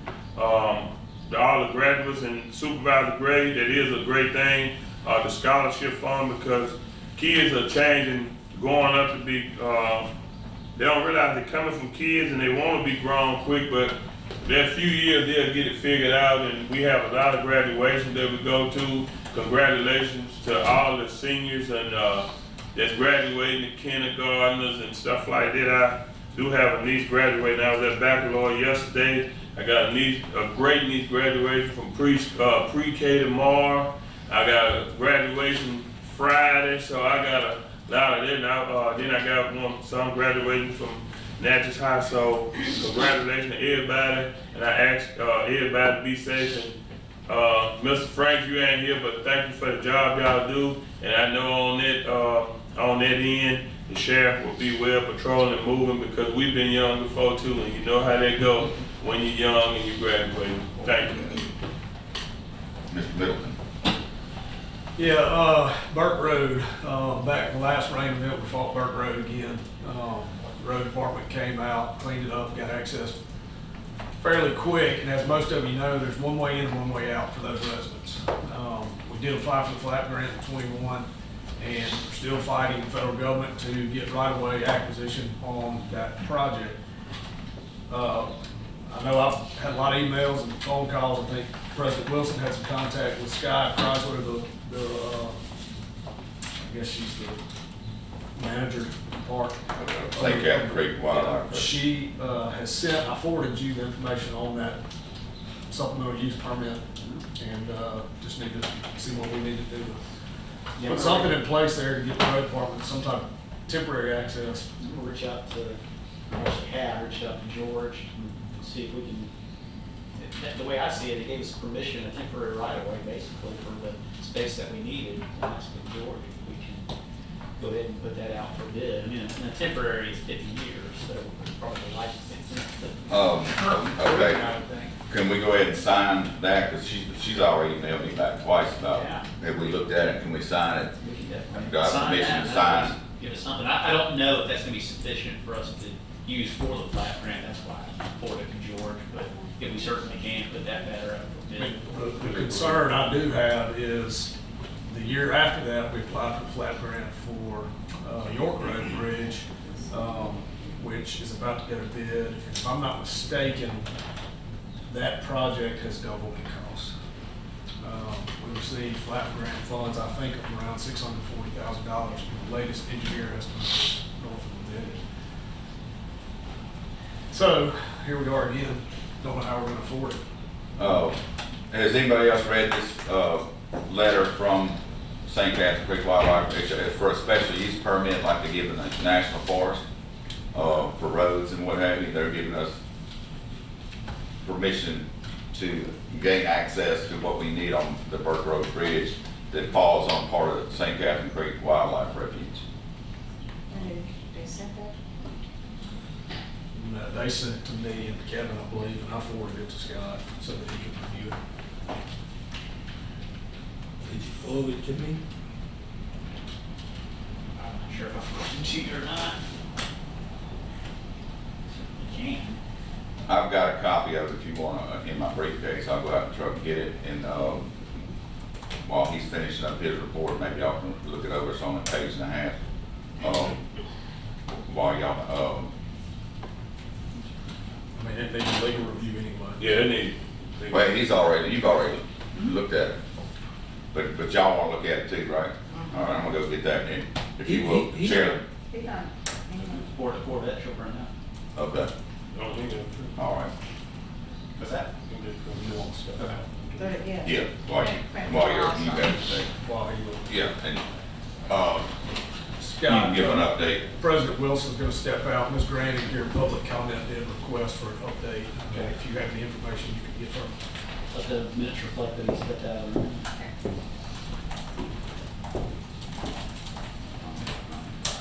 Want me to give an update? I was just wanting to know where we were in the process on the complete oil disposal application.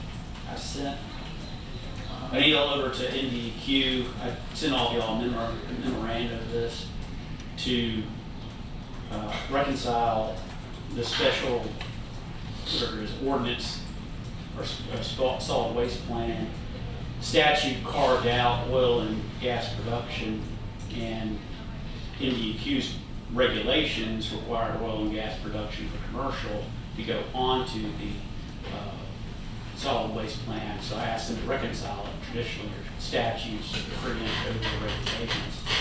And after several weeks, they responded, I think Thursday or so, maybe Friday, still saying that they think the regulations would still require us to amend our solid waste plan. So we could either go forward with the application process, or if you still wanted to, you could ask the Attorney General their opinion as to it. The problem with your AG is it's going to take several months to do it. At least recently, the Attorney General. So, wait, can I clarify that, Scott? You ask the President for. Would you please go to the podium, just for the camera first? Thank you.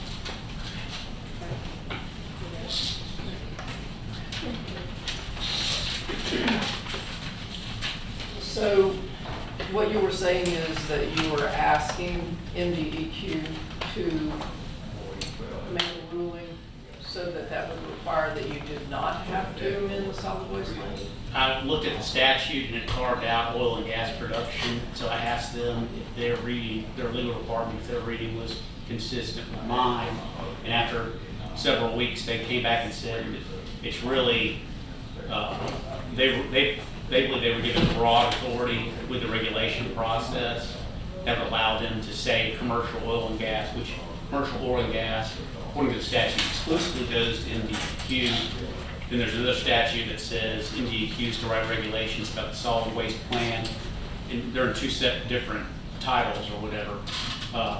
Non-commercial is exclusively regulated by the Oil and Gas Board.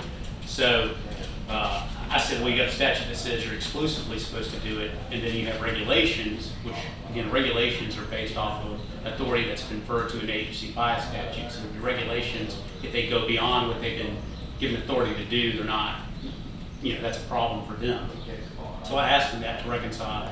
They believe that the broad authority of their regulation statute allows them to say, you can require the solid waste plan for the counties to be done. So that's what their opinion was. Again, I'm still not sure about that because. So you're saying that it could come down to the county would not be voting about amending the solid waste plan? The law may say that this should go exclusively to MDEQ based on the statute that says commercial oil and gas production is supposed to go to exclusively to MDEQ. So that means y'all will not get a say on what this levy is? Nah, that ain't what that means. Well, that's exactly what he said. That's what I wanted to check with MDEQ to see if that was it. Yeah. Were you asked to do that, or that was just something that you did? That's what I researched and requested to the board and said I would ask him. And nobody on the board asked? I didn't have an explanation. I wanted to make sure the board wasn't exercising authority outside of what they're supposed to do. At this point, MDEQ still says that their regulations are good as is, and it should go before the solid waste plan. And so the board could either, take up the application, or they could ask the AG to confirm. In the meantime, I talked to Trent Jones at MDEQ, and there is no other commercial oilfield waste disposal site in the state. So we're going to be the guinea pig for the state. So they don't really know how they're going to regulate. And when I asked him about potential for radioactive materials being disposed of there, he said that he had not thought about that. So if that maybe keeps you up at night, it certainly has kept me up at night. He had not thought about that, and MDEQ is not in charge of regulating any radiological, that it would be the Department of Health. There's a radiological department. And there's like a there federal, is naturally occurring. There's like a federal regulation on radioactive waste, and it's not disposed into the ground. That's put into little containers. You do realize that there's not going to be anyone at the gate of this facility from the state making sure that these things happen the right way. Yeah, well, you're certainly right. I know that federal, we've looked into. And I think this is going to be a huge liability for this county if you start doing this. Mr. President, go ahead. Mr. Attorney, so, my thing is this, speaking on behalf of me. If you're not, I do want all the legal aspects, I want you to do that definitely up front. But when it comes to dealing with this, I would rather you do all your homework. I'd rather you have all the homework done. And just like she said, you got federal regulation. If you don't do this, this something gotta be here. Do all the homework so everybody knows everything that's going on. Not vote on something here just like you. This new to me. I had nothing to do with it. I had no knowledge of it. But you brought this back just then. She said, well, the federal government has a part. You said, well, you know the federal regulation. Speaking for me, if you got, like she said, radioactive materials, something like that. There could be the potential for some naturally occurring radioactive materials like in drill cuttings and also scale from drill pipe. And if this is going to be produced water, and that's just it. I don't know that we really know. There's a application that's made to the county, which has been submitted. But then there's a really detailed application that's made to MDEQ. And I don't see how you can vote on, if you end up having to vote on anything without having all the information. And I think mainly, all of this just needs to be done in a very transparent manner. And, do you reach out to your engineering firm and they do this on your behalf? How does that work? I mean, does the county pay for the engineering firm to look over these applications? They certainly can if they decide to hire the professional. But how does the county pay when the one person that is gonna profit from this is a member of the board? Well, the county has to pay to hire professionals to approve an application. Well, and so, you haven't gotten to the point where you're advertising in the Democrat? At step 3, we're still at step 1. Okay, well, and that's what I was really asking. And MDQ said when they were sent back to the email correspondence that I forwarded to the board, that there wasn't an application pending with MDQ on it.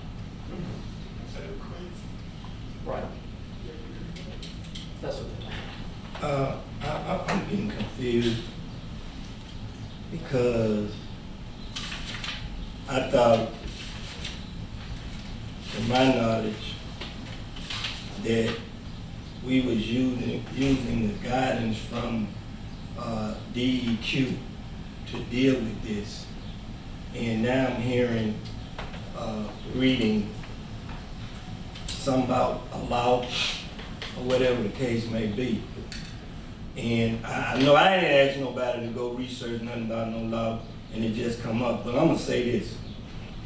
This actually says, if the local government determined that the proposed modification is not needed or is otherwise inconsistent with the approved local plan, then the request modification may be denied. That's what it says right here. That's right. So, all this other stuff that we researching on our own and doing whatever we wanna do, it got to be consistent with our modification plan, and it's not. That's the reason we had to go and do whatever we had to do to redo our plan, because it wasn't consistent with our plan. Now, all this other stuff, we researching, calling Attorney General and all this kind of stuff. I mean, I ain't know this board even asked nobody to do all that. My thing is, I'm sticking with, if a local government determines that the proposed modification plan is not needed or is otherwise inconsistent with the approved local plan, then the request modification may be denied at the local level with us. That's correct. And it don't have to go no further. That is correct.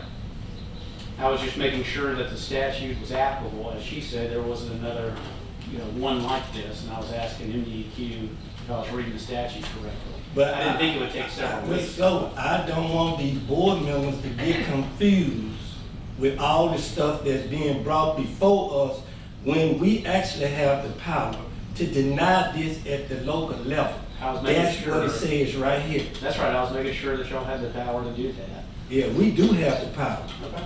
If it's not consistent, I'm gonna say that again, with the plan that we already have in place, then this is as far as it goes. That's what it say right here. And as I said, that y'all can go ahead and take action on it, that's the board's prerogative. Well, I'm gonna make a motion that what the solid waste management plan says, that Supervisor Gray, before you do it, can you repeat You need from, to- Supervisor Middleton's before we make this motion, before the motion is made?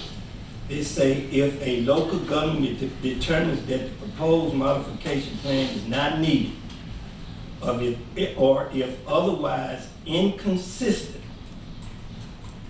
with the approved plan that we already have, then the request modification may be denied right here. Us, we can deny it because it's not consistent with the plan that we had in place. That's why Miss Amy, what her name was? Amy Blunt. Miss Amy Blunt came before us to get us to, what she came up here to get us to do? You want to amend the solid The waste plan? amend the solid waste plan where it can be consistent. Right now, it's not consistent. So the law say we can deny this at the local level right now. And all this other investigating and calling attorney general and calling all these people. Matter of fact, I'm gonna make a motion. So hold on, Scott. So what are you doing there? The document that it's talking about. So what did we vote on? We asked for that.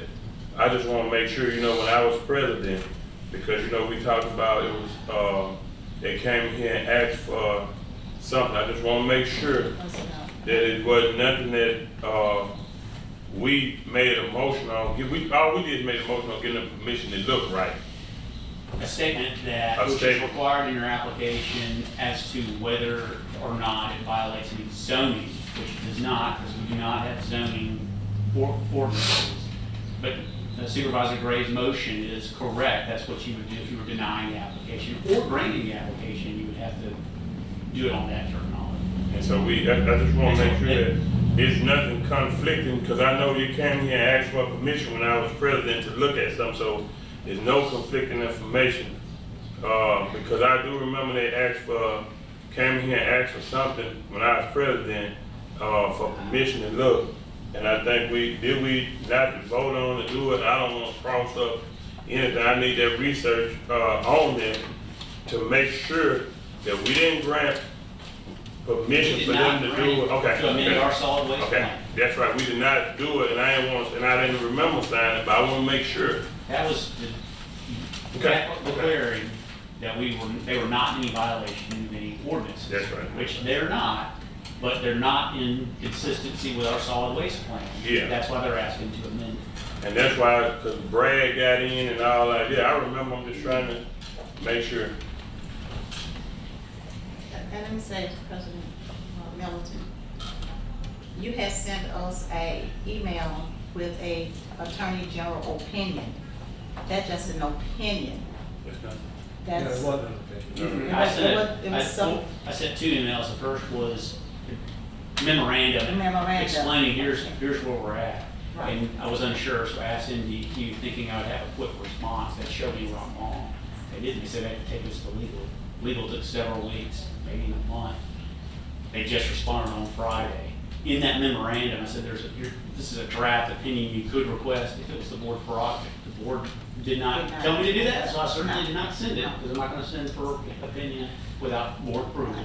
And, you know, MDQ says they think it's consistent with the regulations because of the broad authority granted to them in one of the regulations, or the statute that gives them authority to write regulations.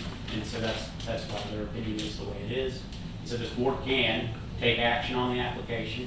If it really wanted to, it could ask for the AG's opinion. The problem with the opinion is it would take at least several months. Just my experience with the AG's opinion.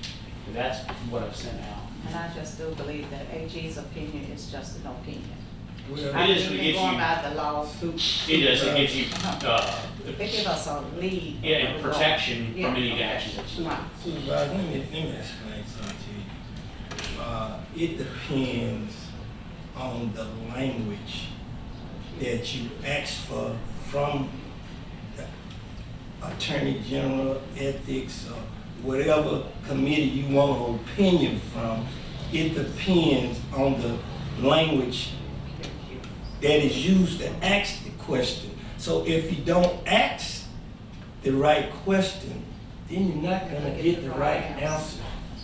So I'm kind of like, I've been looking at this, and I'm gonna go by what the law say that this board should do. And it say if it's inconsistent with the local level plan, then we may deny the application. I'm making a motion that we deny the application. You got a motion by Supervisor Gray, can I get a second? Second. Second, any discussion? Scott, is it inconsistent with our plan? that's within your discretion to find its consistencies or not. So No, I'm asking you, is it inconsistent with our plan that we have? You want me to answer it for you? I'm talking to the legal, I'm doing like you, legal. legal person that you've been looking over, I think is it it would be in? considered fairly debatable, which was within the board's discretion. Wait. No, I want your legal, I'm doing like here. My legal opinion. Legal opinion, is it Inconsistent. inconsistent with our plan? I'm saying it's No, falls within your discretion. Scott, that's a yes or no. That's a yes That's or a no. yes or no. No, that is not a yes or no. You're asking me for a legal opinion. I'm saying it's within your Inconsistent. discretion and Okay, authority. let me ask you a question. Why did Miss Amy come here if it wasn't inconsistent? She came here for us to modify the plan because it was inconsistent with our plan. That's the reason she came before us. Is that not It true? is not in the current plan. That is correct. Okay, well, it's inconsistent. And adding it to it, would that frustrate the efforts of your solid waste plan? And it's based off of several factors that are listed out.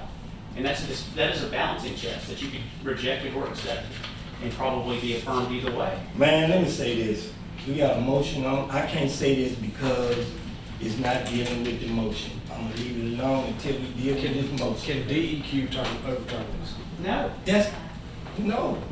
That's y'all's discretion. It could be appealed if they desire to appeal it. And I think it would be affirmed in your appeal, because it's a fairly debatable question. It's not just a yes or no. That's why you have elected officials making this decision. It's a judgment call. I have a question. Mr. Turner, are you reading from the NDQ guidelines that we approved several weeks ago? Yeah, that's exactly what I'm reading from. Any more discussion? All in favor? Aye. All opposed? I'm gonna vote nay. I'm gonna vote nay because I'm not educated enough on this. I haven't read the application. There's a landfill across the street. They don't do this. There's no other landfill in the There's still state that leachate. takes There's commercial still oil leachate, waste. but there's still leachate. That's not the same thing. We haven't had our public hearing. I think there's steps. Wait, see, if you do this, you're getting the wrong information. This come first. If we agree to modify it, then step 2, step 3, step 4 come after that with the public hearing and all that. But if you find that it's not consistent, you can vote nay right now. Then if you decide we wanna Well, that's do right. whatever. I'm gonna vote nay. Okay. Yeah, I'm gonna ask for more information also. I just want more information because you got something coming. I'm not saying I'm voting for it, but I just want you to have other information because I don't know What what's coming. information he got coming? We haven't asked for no information. This boy, he works for us. When we ask him to do something, that's his job. He don't go on his own to get information. So what you asking him to do? No, I'm saying I didn't have the information on, we need to get clear for information on what it is, the effective. I'm not saying he have to go, that I'm voting to say yes. What I'm saying is, we hadn't, I want to see exactly what they got. I'm not saying that I'm gonna vote for it, but I'm saying at this point, I do want them to get information to say, what do we have, what is gonna be consistent. I'm not telling you at the end, I'm giving an opportunity to say, if it's gonna be hazardous, I would definitely not vote for to putting anything in your community. But what I am asking for, why I vote no, because I do wanna know exactly what's going on, just like you said, the environmental, what can be poison, what can be that. So I wanna get the full information on it, what's going, before we shut it down. So if something happened, I can assure you this, that I will not vote for to put anything hazardous in y'all community. Would you like a list of some of the components of oilfield waste? Because I can't provide that. That would be helpful. Yeah, I would look at all that, cause I don't even know what exactly the structure is. So this is just not saying anything, so not denying the company, not denying anything. We wanna know what's gonna be the environmental hazard, cause I wouldn't vote for nothing hazard but I would like more information, so I'm not letting you, I would say on TV that I will not vote for anything that's gonna hurt our community. So I vote nay till we find out information. So 2 in favor, 2 Okay, nays. okay, go ahead and carry the motion. That's it. Okay, what information, attorney, what information are we looking for? Because I want to bring to this board attention that not only are we dealing with oil, but we're dealing with the federal government having land out there. We're dealing with the 16 section land from the school district out there that could be affected. And if you look at it, we're dealing with the Mississippi River. This is some serious stuff, y'all. And didn't you send us something and tell us be prepared to do this? Yeah. Didn't you send that to us? You sent something and say be prepared one way or the other to go forward or go against. Now, did you not do that? Sure I did. No. You sent it to my phone. You did not do that? I'm sure I did. So you didn't send it to everybody else? I can tell you that. So if you asking me questions for me, No. I'm asking him. no, I'm saying if you send it to me, I'll tell you this and I'll say it public. I had not looked at anything in the last week. I forgot to apologize to some of my constituents because I didn't answer the phone Wednesday, Thursday, Friday, because I did leave that doctor and he told me my blood pressure had been running in stroke territory. So if you send it, I did not look at it. And I took me a couple of days off, but I will say this and I'll leave it alone. Ma'am, what I'm asking for, because I don't know what's to come here, I would not vote for anything hazardous in our community. But I would like to research it. If my vote will be against, if it's gonna affect our wildlife, our water, y'all thing, I will not vote for it. But I do want to hear the rest of what he has going on. That's the only foul, and that's the only foul vote that I make. I'm gonna hear your side of it, and I'll see what'll come to side. That's just what I personally do. From day one since I've been here, if you got a complaint against one person, I'm never gonna sit here behind this and hear your side and don't hear the other side. But I do make a clear decision at the end. I have a question to follow up. Mr. Gray, are you saying that you received an email from Attorney Slover asking you to be prepared to move forward on this item? 5/8/24. That's what it said. So did that go out to all the supervisors? I don't know. I know Because I got it. I personally called Supervisor Gaines to assure him that even though I was found guilty in justice court, and the judge said, I know I don't have any proof, but I think you're guilty, that I personally did not trespass on that property. And I have not told anyone to trespass. They actually found me guilty of inciting others to trespass. And I asked you, that I said I was gonna call Ms. Hutchins. And you said, do not call Ms. Hutchins because if you talk to 3 supervisors, that's a quorum. So now you're telling me that y'all can get emails about things that are gonna happen outside of the meeting? That's They supposed to be cannot a respond, the way we send correspond, Okay, I'm listening. I'm trying to be open-minded. This is new for me. the board cannot respond to an email, so what we do is we send an email to one of them and blind carbon copy the rest in case one of them accidentally gets replied to all. That would be an illegal discussion. So I can send information over to the board, but they cannot interact with each other about it. That would be an illegal matter. So that's the difference. Thank you. And that's our policy for every employee that sends information out to the board is you send one of them so that everyone knows that the board is copied to. It's not a secret that they're done. Well, that's good to And then know. I mean, for the general public, we do not know how y'all conduct business, and so that's nice to know that that's how that's done. And Mr. Gaines, I appreciate the fact that you told me, like, not to do this, because, I mean, that's important that we are following the law and that there is some transparency with all of this. Yeah, and Ms. Brown, that's why I told you, I always want to be transparent with everything that we do. And that's why I was telling you, I'm glad that you did ask for clarification on that. So, and that's how I operate, my checks and balances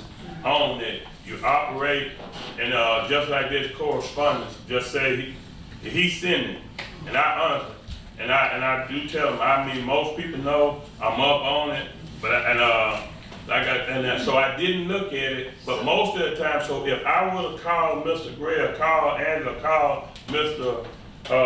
Middleton here and discussed what they had, we would have constituted illegal meeting. They call that a cumulative quorum. Yeah, you had more than a quorum, so we cannot bring up an idea and discuss it.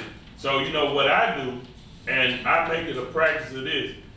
I'm not gonna call Supervisor Gray, Supervisor Hudson, Supervisor Middleton, or Supervisor Wilson, and have no discussion on anything until I get here and look at it, and that way I can sit at this table and make my decision fairly and open. Well, I think that sounds like a good policy. And I certainly want to let them know I did not copy Supervisor Wilson, and in the memorandum it says he exclusively, he's been cut out of it, he's not supposed to be part of that type of stuff. So, and I can't forward those memorandums, I don't forward them to anybody except to the board members, because that's advice to them. I can't reach that. Well, they do it or not.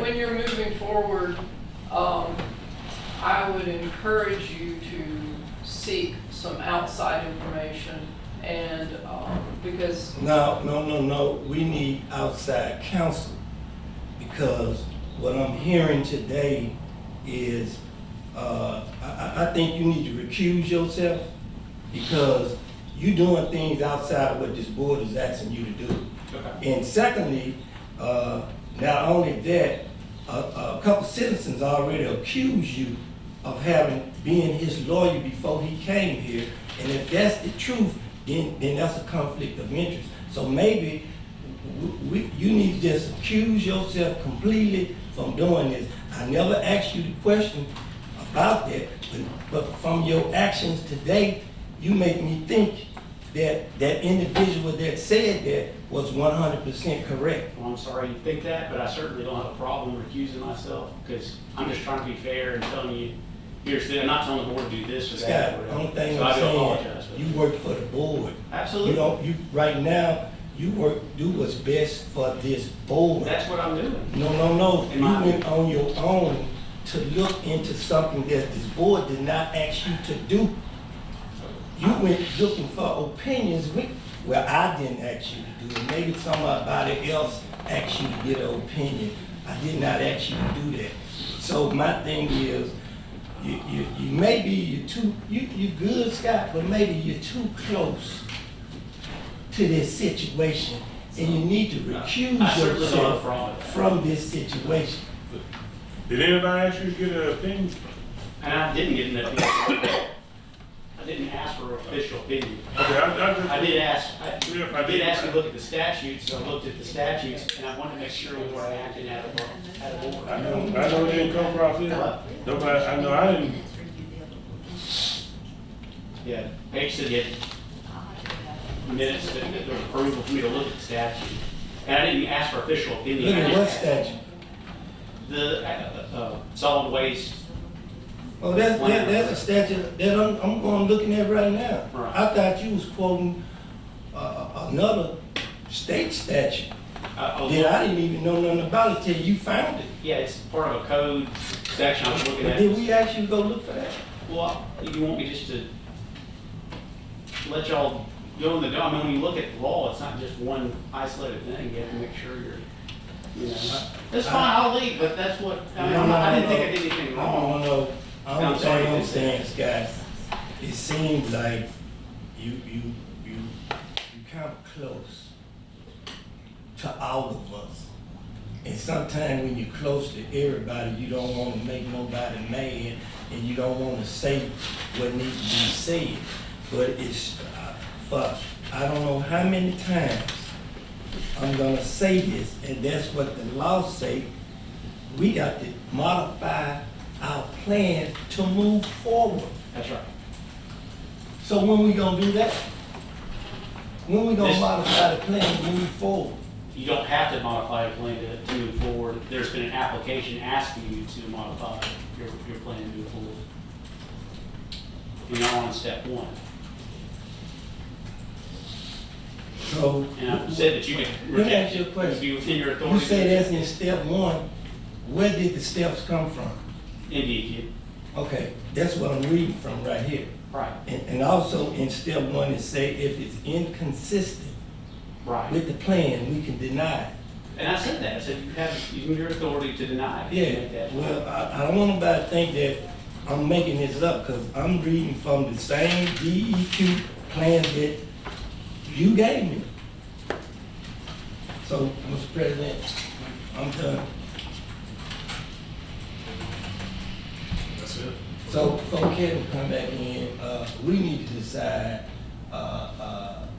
if he's too close to this, or we need to get somebody else, or whatever the case may be, because, I'm just saying, it seems like to me, and Scott knows, me and him real tight. Yeah, But I'm called not it- offended by it. I called it like I see it. Yeah. And I want everybody call what they see with me, and I call it like I see it, and it don't smell right. I'll be happy to step off, I wouldn't take offense. You know, But I'm don't not smell trying to do any wrong, as long as you know what intentionally. I'm not saying, I'm just saying, it don't smell right. That's the reason when I vote on something, I ain't the best reader with one time, but once I read it 3 or 4 times, I'm gonna get the right understanding then. That's the reason I read over it and had other people to read over it, and they got the same thing that I got out of it. If it's not consistent with our plan, then we have the authority to vote it down, and then they have to do something different to make it come back, not us. Now, let me ask you a question. So do you want, do you feel like we too close? I don't know how y'all, how we feel. We don't need to be stuck, because I understand these people, if we waiting and we trying to move forward. So if you feel like that, somebody gonna pay an attorney, because I don't want to actually draft the file. So if you feel like The board Scott, gonna have to pay him. huh? He just said he'll step down. No, but you said that you Only don't reason want you that. gonna step down is because you But feel like. what I'm saying, you said you weren't satisfied, you think he was too close. So if we gonna I move said I'm forward. not comfortable. Okay, well, if you ain't comfortable, if we gonna look for an attorney and somebody keep going so we can get this over with, we need to find one now. If you ain't comfortable with him, start doing it. I don't think he comfortable with him. Well, I either gonna move forward, cause I'm not trying to kick this can down the road. I want to continue to Well, move. I mean, So, how long this been going on? anyway. But The application wasn't until March, but it's been going on since October. Since October. Okay. That's why, and that was part of why I thought AG's opinion had a definite downside, because if you're adding 4 months, someone doesn't need to be, it needs to be a decision and move forward. Scott, at that meeting in October, when you were introducing Amy Blunt, you said that y'all had talked a year before with Chandler Russ about that project. I don't know. I talked to you It before was that. when you were introducing. I don't remember meeting with Chandler and her. Yeah, that was my impression, that was my first. He and I have time. never met regarding this project. Okay, well, that's just what he said during the meeting. Scott didn't say that. It's on the minutes, Chandler. Then it's incorrect on the minutes. Yeah, I don't remember Scott saying and that, 'cause I don't never remember met having on a this meeting. project. Ms. Scott, so the questions I have, like, how would this have a positive impact on the local community? And how would this enhance our current solid waste management plan? And, in the past, it was said that lady said that they was dumping this somewhere else, and they cut them off, shut them down for dumping somewhere else. And we want to bring that same stuff to be dumped here when they was shut down on 61. Yeah, and if you read the 4 or 5 factors, you're supposed to do verification that the proposed facility meets identified approved local non-hazardous solid waste management plan, which shall take into account quantities of municipal solid waste generated and design capacity of the facility. Our solid waste plan doesn't have anything to do with oil and gas. Let me ask you a That's question. why we got the modified. So let me ask you a question. Can you, since they trying to move forward, we have questions. Ms. Granite here, can you request that she come back, and she said she would come back, so some of these questions, everybody can be here? Can you do that? Can you reach back out to them, they apply for it before we do it, and Ms. Granite them, put it on a meeting, so some of the questions that we have, that I have the answer, that Ms. Granite have, she did her own research, and they put in the facility, can you reach back out to them and ask them to get on our agenda? Mr. Gaines, I have a problem with that. That's their opinion, and they have a reason to have that opinion because they're gonna be making money. Yeah. I'd like an expert, like an environmental toxicologist, maybe someone with a petroleum background that is not related to this. And I've been asking for that since day one, since the first meeting I came, when I had, and these are just questions that I have and concerns. But you can't ask, Well, you can't ask the person that's applying why you should do this, because they're gonna have a million reasons why. I think there needs to be multiple people brought to the table, your concerns and everyone else who's had concerns in that area, the company that is going to be building it, and then someone else who you refer to who might can give us information. Because I'm gonna speak for myself at this table and say that I don't understand the process of what they're gonna do. And I find it very hard to believe that anybody else sitting at this table truly understands the process and what they're going to do. Like you said, speak for you. Well, Speak for me. So I think the board needs to hear that. Well, they said they're going to specialize in oil waste that has historically been problematic to dispose of. But again, you know what I'm saying? I mean, it Yes, just needs to be, Sure.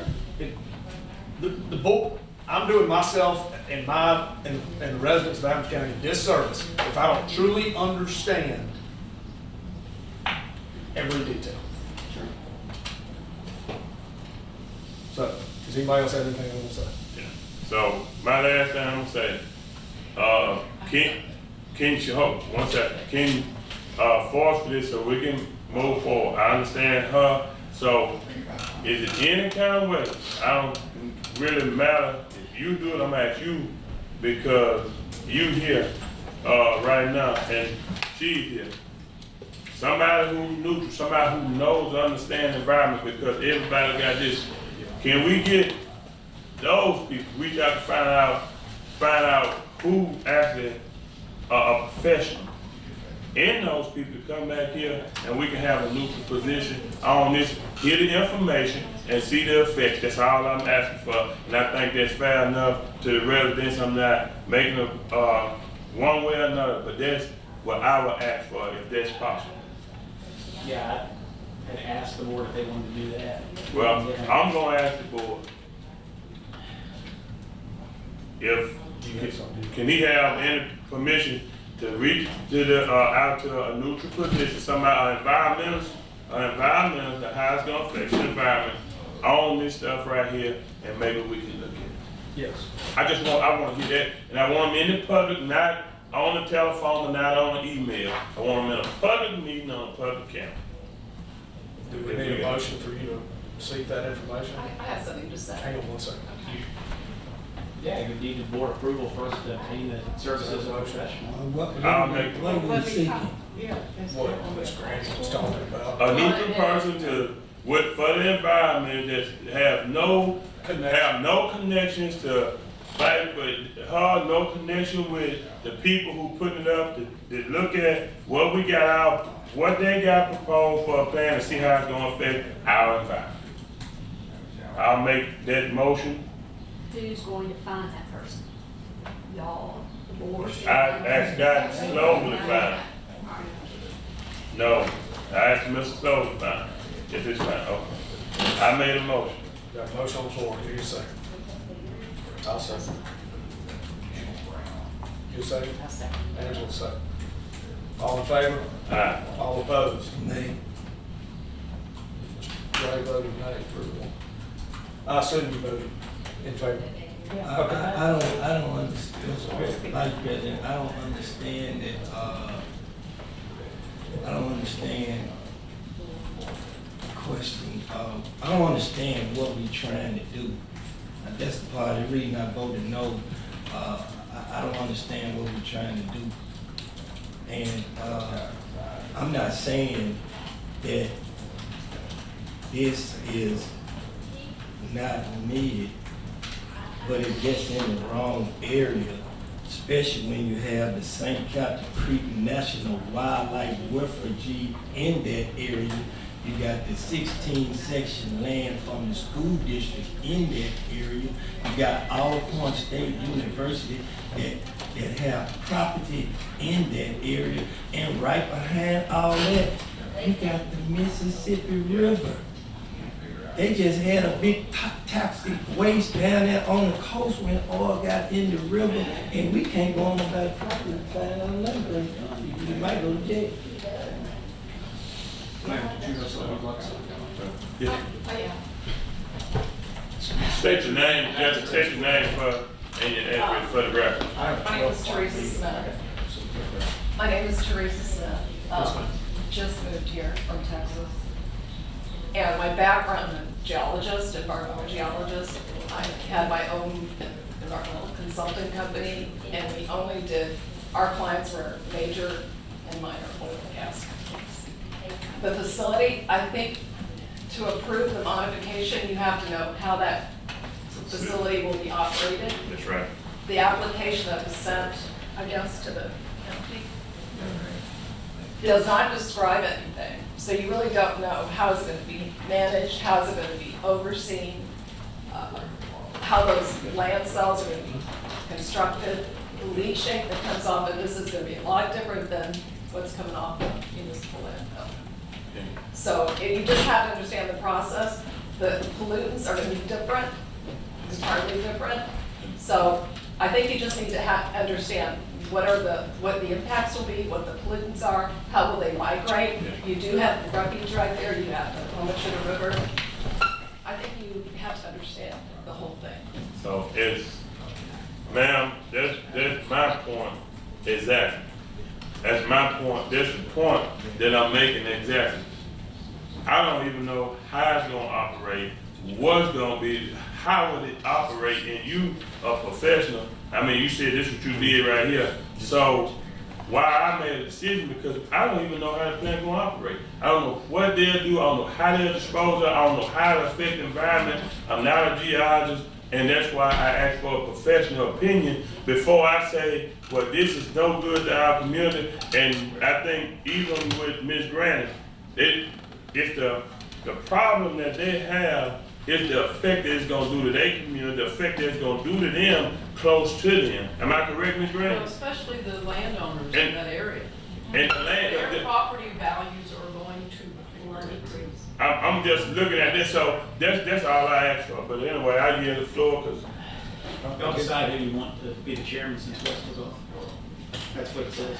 Go ahead. President, vice president. Don't have me, like, during the vote there. What's that? well, I'll be the chairman. Let me say this here. I'll chair it. I voted to go ahead and, let someone to look at it because of the fact is I do want to know how, what it's going to affect or what kind of hazard is going to be out there. And I know the residents, I don't want it to have an effect on the residents or even the other parts that we're dealing with, the refugees and all that kind of stuff. So that's the only reason I went on and voted that. My thing is, I would not vote for it. I said it from the beginning and I'll say it now. If it affects anything or have a hazard to where it's gonna hurt someone's health or decrease their property, because I know how it feels to have your property decreased by certain things that's said in that area, you would not get my vote on it. All right. Well, Ms. Brandon, did that answer your question? Yes, sir. Yes, Oh. Mr. Gaines did. Thank you. And I think having an uninterested third party that is an expert, give us more information is the right way to go. And I think that would be good for everyone involved. You know, from the beginning, I've been asking, and that's just before the facility was built, I've been asking that maybe it could be located in an industrial area. That I think that really is more fitting. I'm just concerned, and so that has helped. I think it's really clarified for everyone where we are in the process, and hopefully we can just move forward on this. Yes. In a transparent manner. I will say this, Ms. Grannon, anything I do, and that's why I want you to understand my vote that I made. And my vote was to be transparent. Is to be transparent, but be transparent to everything. You brought geologist, and she said we don't know. I didn't bring her. But you didn't bring. But I'm not. Well, let me correct that because I don't want to say it. I retract that. But I don't want to get arrested for something else. I did not bring her. Well, she's here, and it further lets me feel better about the decision I made because once you know the process and what's going to happen and how to be disposed of, I just don't want to I want to be fair to everybody. I don't want to shut nothing down before I even understand how things go and how it works. It's just, when I sit up here, I want to be fair across the board to everybody. And I think that I made a decision to be fair across to everybody. And so, I'm going to move forward. If anything else, we got a few more things to go. And we will be transparent and let you know. Mr. Gaines, I appreciate that. Because I think that's important. That everyone gets to make an educated decision about this. And I appreciate how you voted today. Because I think that it's not that I want everyone to do what I say or to do what Mr. Wilson says. I think it's important for us to do what's best for Adams County and to have all of the facts when you make those decisions is a good thing. And I thank you. So I thank you, and we'll try to stay, we will keep it transparent. Thank you. All right? Let me say this before we move on. For the fifth time, I'm gonna say this again. The reason I made a motion to deny is because what DEQ sent us states that if it is inconsistent with the plan that we already have in place, that we can vote to deny. I just followed what they had in the paperwork that I was sent from DEQ. I never said that I was against nobody from putting stuff in this community, because I'm not. I said it's in the wrong area because of the federal government property out there and because of the 16 section land and because of our point and because of the people that actually live out there got to go through this, and you got the Mississippi River right there too. The main thing that I want people to understand is this is inconsistent with the plan that we have in place. So that lady came before us, not you, but Miss Amy, Miss Blunt, for us to modify our existing plan to fit that into our plan. That's what I thought. So I voted to deny. I wasn't gonna modify our plan to do that. Thank you. All right. Well, we thank you, and we'll be in touch. We'll make sure that everything stays transparent in the process of what's going on, and we appreciate it. Thank you. All right. You want me to find another attorney, or do you want to find another attorney? Do I didn't take any personal offense. Do you feel comfortable doing. feel comfortable, but I don't feel comfortable if you don't. I'm and I want asking you to you, feel I'm just saying what was said. You know, people came at, well, they ain't personally come at you, but they sent emails out Yeah. saying what happened before he got on his board. I don't know. I'm just asking, do you feel comfortable? Like I said, I will step off if it makes it clear for everybody. I just don't want you to I feel feel, comfortable stepping off since it's been brought up. I don't want you to feel like you're doing something for one board member and gonna make the other board member mad and put you in a position that, Now, you a good attorney. No, I know that. You don't like to piss nobody off up here. You protect us as best you can. Only thing I'm saying, what somebody else had brought to my attention, I ain't saying nobody else's attention. And I say, do you feel uncomfortable doing it? That's all I ask. I feel uncomfortable now, so I'll step off. So that's my whole thing. I wouldn't have stayed on to begin with if I felt uncomfortable, but I feel uncomfortable since it's been raised. So. Yeah, Because if your appearance is just as important as the reality. yeah, my thing is staying transparent. You stay transparent. It's certain ways we all communicate. Certain things, all information is relayed, not done anything in there. So here it is from Supervisor Gray.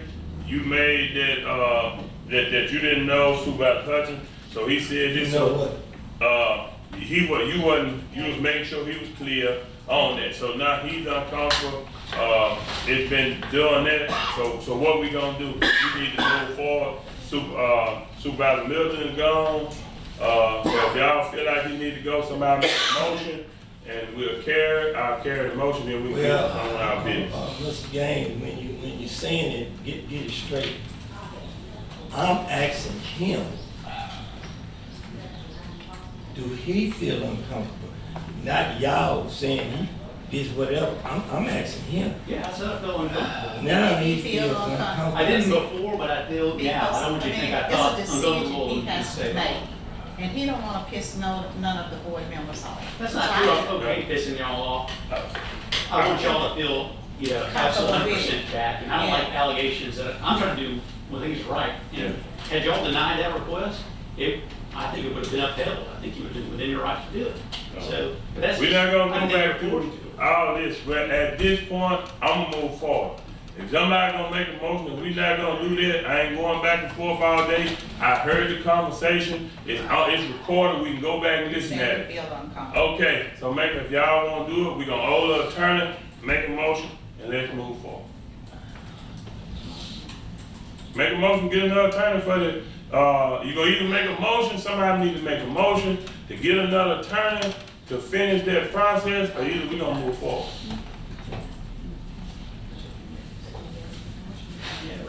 You can make the motion. That would make me feel better if y'all make the motion. Well, and here it is again. Here it is again. If you don't, here it is again. Hold on, I'm gonna be the president. Hold on, I'm the president. We're gonna run like we used to. So if you don't get a motion, and if it dies, guess what? It's your responsibility to do what you've been doing. Yes, sir. Doing what you're supposed to do as an attorney. I'm not gonna hold this meeting up any longer on I it. agree with that. It's his responsibility to do what this board asks him to do. Okay, so I'm asking right now, make a motion for if you ain't gonna make a motion, he automatically turn on. If somebody ain't I'm gonna make a requesting motion. a motion if y'all would make it. I'll No. make the motion. I'll make a motion. Till we get another attorney. Okay? I'm waiting on a second. Die for like I said. All right, we thank y'all. May you call Mr. Wilson back.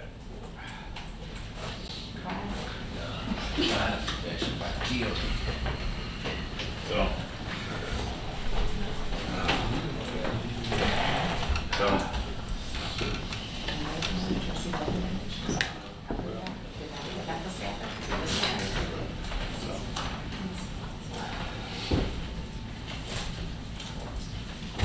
Thank you, Mr. Gaines. All right, he finished his. You can start back with Ms. Dean. Ms.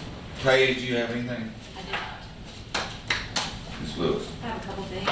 Need to have the May lines spread across the minutes. We have Corvette McNeil, Franket Davis, Janine Johnson, Mary Taylor, and Robert Bradford, and Sarah Pollard. That's bonds? Yes, sir. Be sure. Okay. So, second.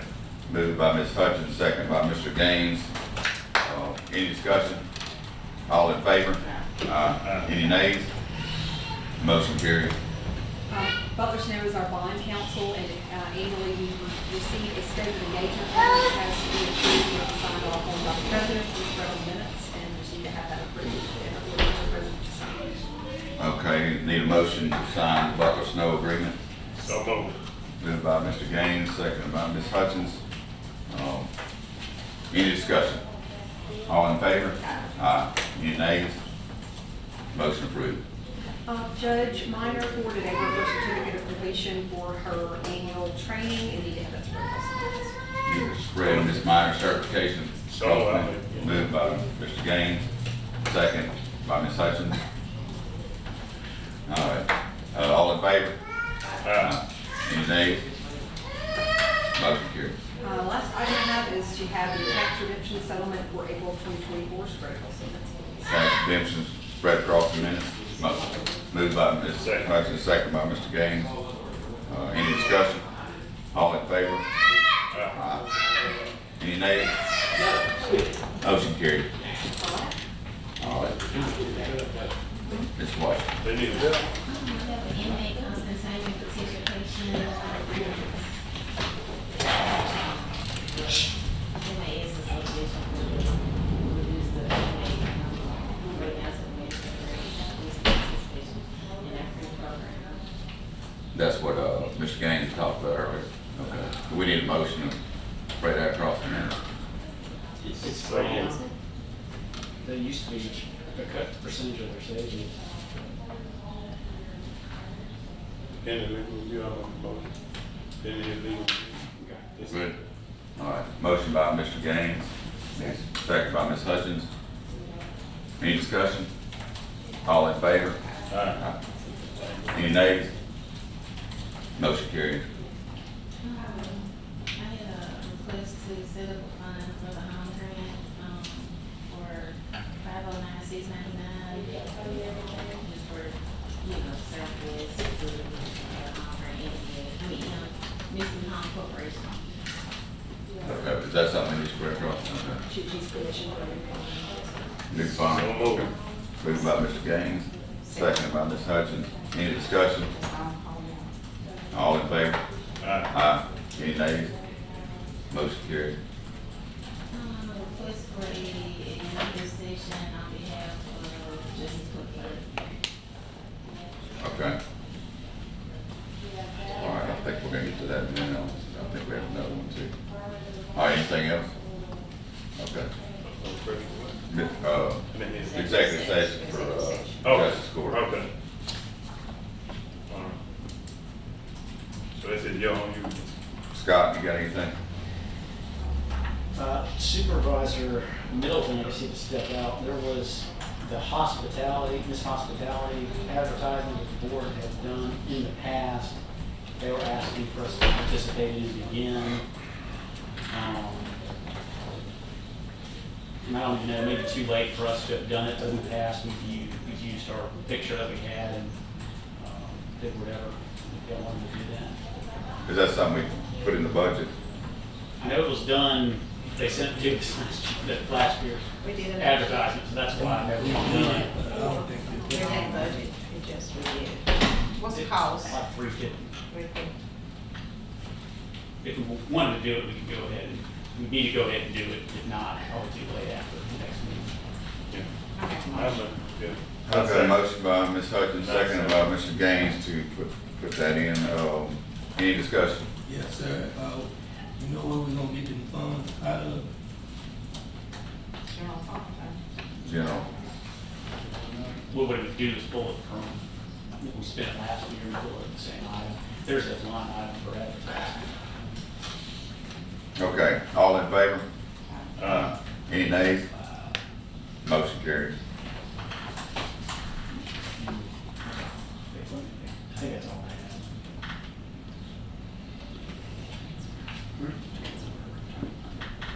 Yeah, that's all I have. Okay, do I need to do this? Okay, I got a application for leave for Vernon Johnson on July the 8th. These are not in order. Another one for the May the 21st and 22nd, and one for June the 24th and 28th. Is that the same person? Yeah, all for Vernon Johnson. May what? May the 21st and the 22nd, June 24th through the 28th, and July the 8th, only on July the 8th on that one.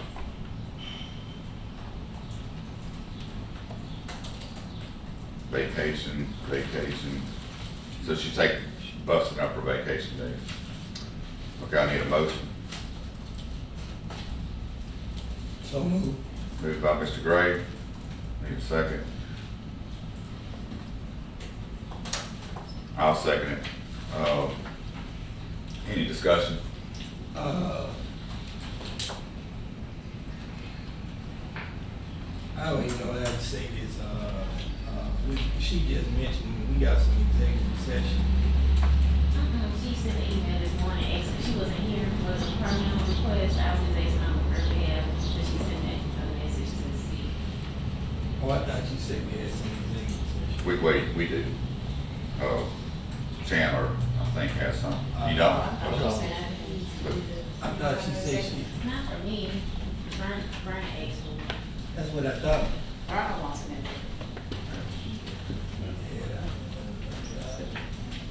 I think she's just using her vacation days here. So. Any more discussion? Okay, all in favor? Aye. Any nays? Motion carried. Okay,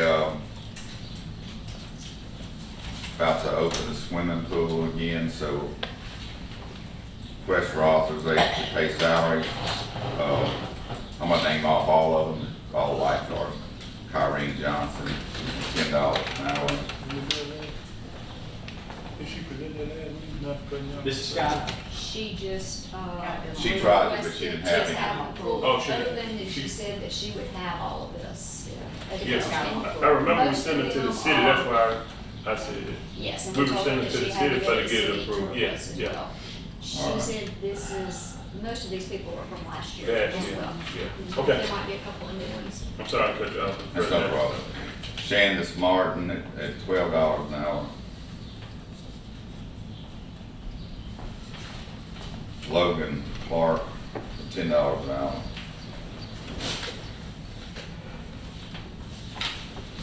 William Burgess, $10 an hour. This is Scott. Ellis Gates, $10 an hour. Most of these are from last year. Raylan McDaniel, $10 an hour. Mallory McElwain, $10 an hour. Landon Horton, $10 an hour.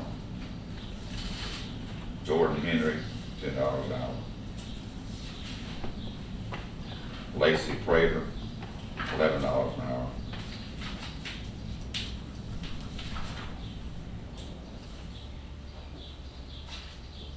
Can you read? Can you read them? Shania Malone. All right, Shania Malone, $11 an hour. Kaylin Temple, $11 an hour. Mallory Ford, $11 an hour.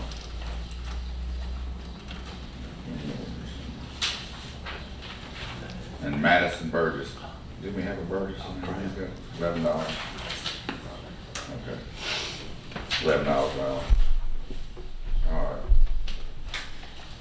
Need a motion? I'll make the motion. All right, moved by Mr. Gaines, seconded by Ms. Hutchins.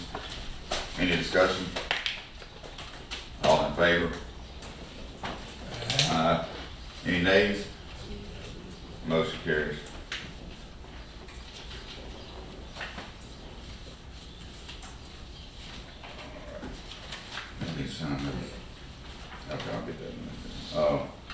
This is Chandler's, Yeah. you need to read this, or? Yeah, basically Neil Schaefer, it's the engineering request for the IP cleanup that y'all already put the notice to proceed on. That they're supposed to show up on June 1st. It's, I think the total, hold on, I'm sorry, Kevin, I didn't know I was up. 1662.55 for this request. Right, and what it, and half of it, and also you're asking to, get reimbursed half of it back from MDA, from that site grant request. So that's what it is. That's coming out of the funds that y'all have put, the ARPA funds, and then there's the IP site cleanup funds, and so half of it will come out of the IP site cleanup funds, and then we'll request the other half from NDA. Is what we're doing. Okay, I need a motion to. So moved by Mr. Gaines, second by Ms. Hutchins. Any discussion? All in favor? Any nays? Ayes have it, motion approved.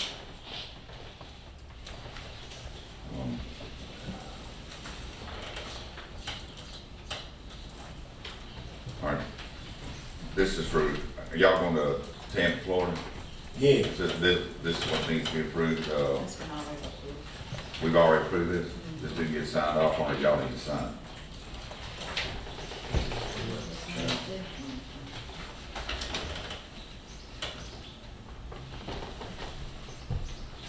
Just one spot.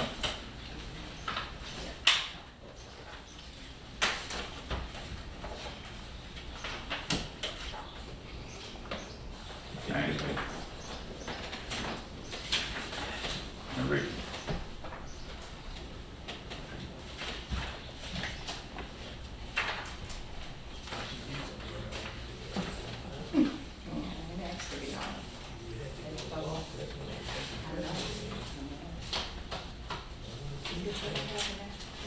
This is travel for Dan Barber. Is there anybody else on that?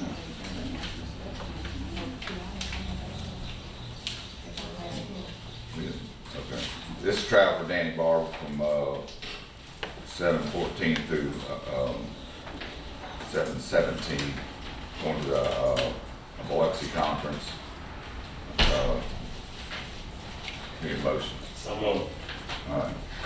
Moved by Mr. Gaines, second by Ms. Hutchins. Any discussion? All in favor? Aye. Any nays? Motion carried.